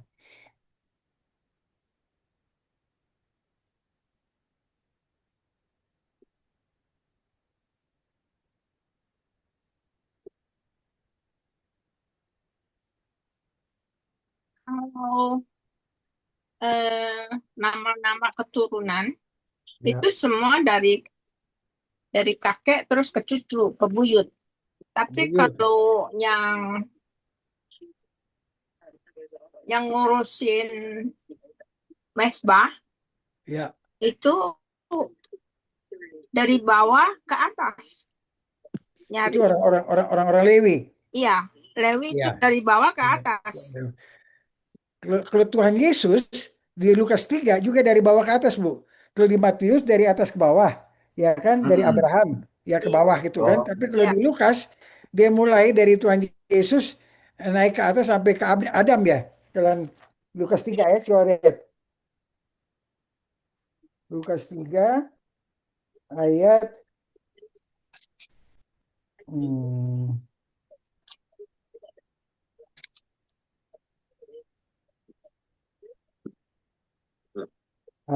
ayat 21 ya. Ya kan? iya. Itu dari bawah ke atas juga tuh. Yesus anak Allah dibaptis. Sampai all the way sampai ke atas kan? Di ayat 38 ya. Ya dari ayat 38 dari Lukas 3 itu anak Enos, anak Set, anak Adam, anak Allah. Ya kan? Kalau kita lihat dari pertama eh, bahwa Yesus di ayat 23, Yesus memulai pekerjaannya, ia berumur kira-kira 30 tahun dan menurut anggapan orang ia adalah anak Yusuf. Dimulai dari anak Yusuf, kemudian Yusuf itu adalah anak Eli. Eli adalah anak Matat, Matat anak Lewi dan seterusnya dan sampai naik ke itu dari bawah ke atas sama seperti yang mm. Ibu Liung tadi bicarain. Itu dari bawah ke atas juga.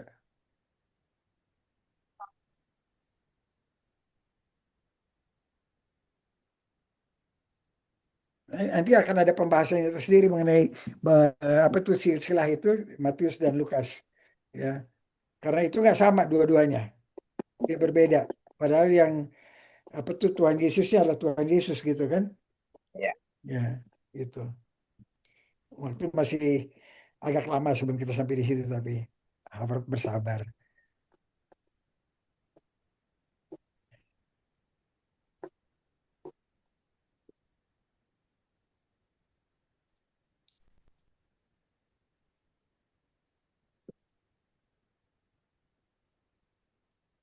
Masih ada pertanyaan? Kalau nggak ada pertanyaan, gimana Ibu Nanda?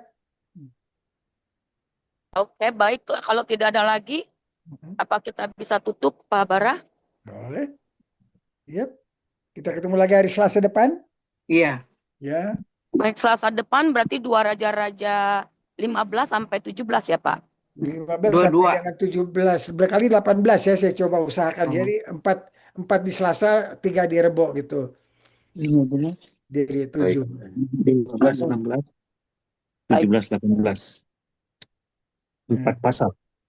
2 Raja-Raja 15 ya kita mulai kan? Iya. iya. Iya, 15, 15. 16, 17, 18. Terus untuk Selasa Rebo-nya 19, 20, 21, 22 gitu ya. Oke lah. Ada yang bisa diminta didoakan sebelum kita ini berpisah? Ya, Pak Charles Mente itu. Oh ya Pak Charles Mente. Iya. Pak Charles Mente ya, recovery-nya ya. Mm. Masih di Iya. rumah sakit dia? masih di rumah sakit apa udah Masih di pulang? rumah sakit. Nanti besok saya akan hubungi, akan bicara dan ngobrol dengan dia sebentar ya untuk cari tahu lah ya ada sedikit keprihatinan daripada keluarga Kek gimana Ya, daripada ya kan eh, mudah-mudahan cepat sembuh bisa join kembali ya kan jangan jangan terlalu sakit apalagi dia juga udah nggak muda lagi kan gitu. Iya. Jadi dan jalannya susah dia kan orangnya ya. Kita lihat jadi Iya. mudah-mudahan dia bisa recover dengan cepat lah gitu. Mudah-mudahan dalam situasi begini dia memutuskan untuk mau lebih dekat kepada Tuhan ya. Itu yang kita harapkan ya dan Amin. bisa juga membawa keluarganya ya kepada Tuhan. Iya, Heeh. ya itu berbicara buat kita semua sih masing-masing. Amin. Ya betul itu. Baik.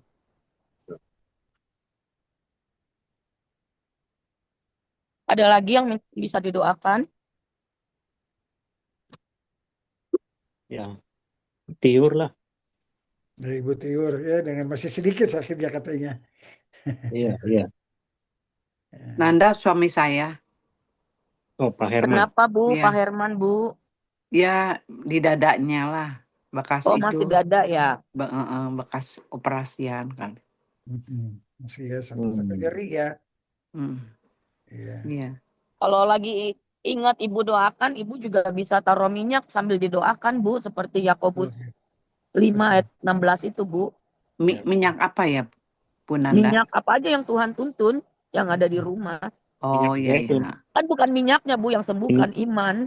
Oh iya, iya. Minyak itu sebagai point of contact aja. Iya, iya. Sorry. Terima kasih. Perantara aja itu. Iya. Buat ya ada lagi nggak ada lagi?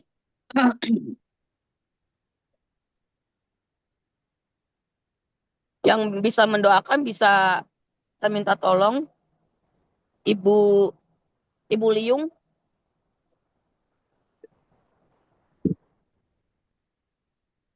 Iya. Terima kasih Tuhan. Kami telah menyelesaikan 2 raja-raja sampai di pasal ke-14 itu.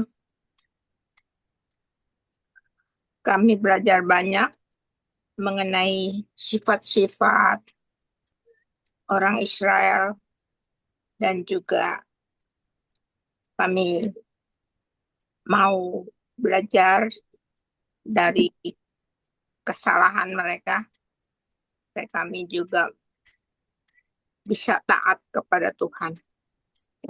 Tuhan, saat ini kami mau naikkan doa untuk Pak Charles yang sedang dirawat dan ada pemulihan. Sudah sampai di rumah, Tuhan terus campur tangan menyembuhkannya maupun dalam kejadian yang jatuh dari pesawat itu. Kejatuhan pesawatnya dan tubuhnya ada yang cedera. Tuhan terus campur tangan supaya dia dipulihkan apa yang ia rasakan, supaya dia bisa berserah kepada Tuhan dan mendekat kepada Tuhan, berdoa kepada Tuhan, dan juga anak-anaknya juga melihat mujizat Tuhan telah menyelamatkan Pak Charles dari bencana ini. Ya, betul Tuhan. Tuhan, Kau begitu murah hati dan Engkau terus menyembuhkannya sampai sempurna. Amin. Tuhan, saat ini kami juga mau doakan The one in Sacramento. Relationship with the one in Sacramento. mau doakan Pak Herman yang ia selalu merasakan dadanya sakit, linu atau apa yang ia rasakan. Tuhan Iya, Pak. patahkan semua perasaan itu. Dalam nama Tuhan Yesus. Iya, Tuhan Yesus. Tuhan juga mau terus menguatkan hatinya dan pikirannya Amin. supaya dia mau terus mencari Tuhan, Amin. terus berdoa kepada Iya, Tuhan, betul, Bapak. supaya dia dibangkitkan imannya, Amin. supaya dia bisa berserah kepada Tuhan, Ya. bahwa Amin. Tuhan itu sayang kepada Pak Herman, dan Amin. mau memakai usia Ya. masa tuanya masih bisa mencari Tuhan, Amin. bersekutu Amin. dengan Tuhan. Amin. Apapun ia lakukan, Tuhan campur tangan. Amin. Bekerja sama dengan Ibu Jen, Iya. penjualan makanannya, Ya. Tuhan beri kelancaran, Amin. supaya Makasih, dia Yesus. sanggup, supaya mereka ada kekuatan Ya. untuk mengolah bisnis makanannya ini, Ya. supaya mereka dicukupi kebutuhan hari-harinya, Amin. Amin. dan utamakan Yesus di dalam hidupnya, mencari kerajaan di nomor satu kan, dan semuanya akan dicukupi. Haleluya. Amin. Ada sukacita, ada damai sejahtera. Amin. Terima kasih Tuhan, terima kasih. Thank Saat you. ini kami juga mau doakan sahabat kami, Ibu Tiur. Ya. Ia begitu giat untuk bekerja dan juga mencari Tuhan Amin. dimanapun ia berada. Amin. Ia bisa Amin. mengabarkan Injil kepada teman-temannya atau pasiennya. Terima kasih Tuhan. Tuhan campur tangan Terima kasih Tuhan. atas apa yang dia rasakan di punggungnya atau di tangannya, atau semua yang perasaan nilu-nilu atau yang kesetrum itu, Iya Tuhan. Tuhan sembuhkan dalam nama Yesus. Bilur-bilur Tuhan telah menyembuhkan Amin. semua sakit penyakitnya itu, dan biar Ibu Tiur bisa mengalahkan semua kesakitan itu. Karena Tuhan ada di sampingnya dimanapun ia berada. Amin. Tuhan menghibur dan Tuhan menguatkan dan Tuhan terus menyembuhkan apa yang dia rasakan itu. Amin. Terima kasih Tuhan. Kita serah juga terima kasih kepada Pastor Bara dan Ibu Mutiara Oh ya. yang memimpin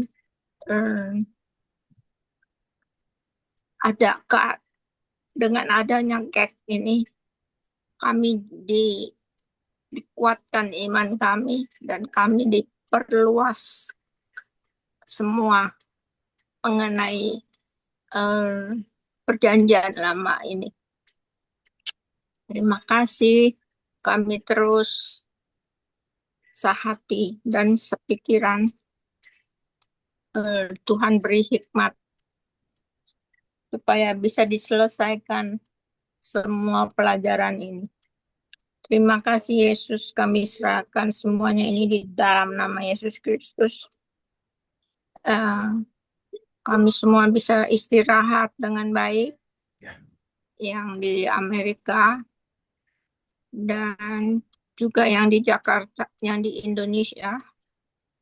Tuhan urapi mereka supaya dapat menjalankan tugasnya hari-hari dengan baik.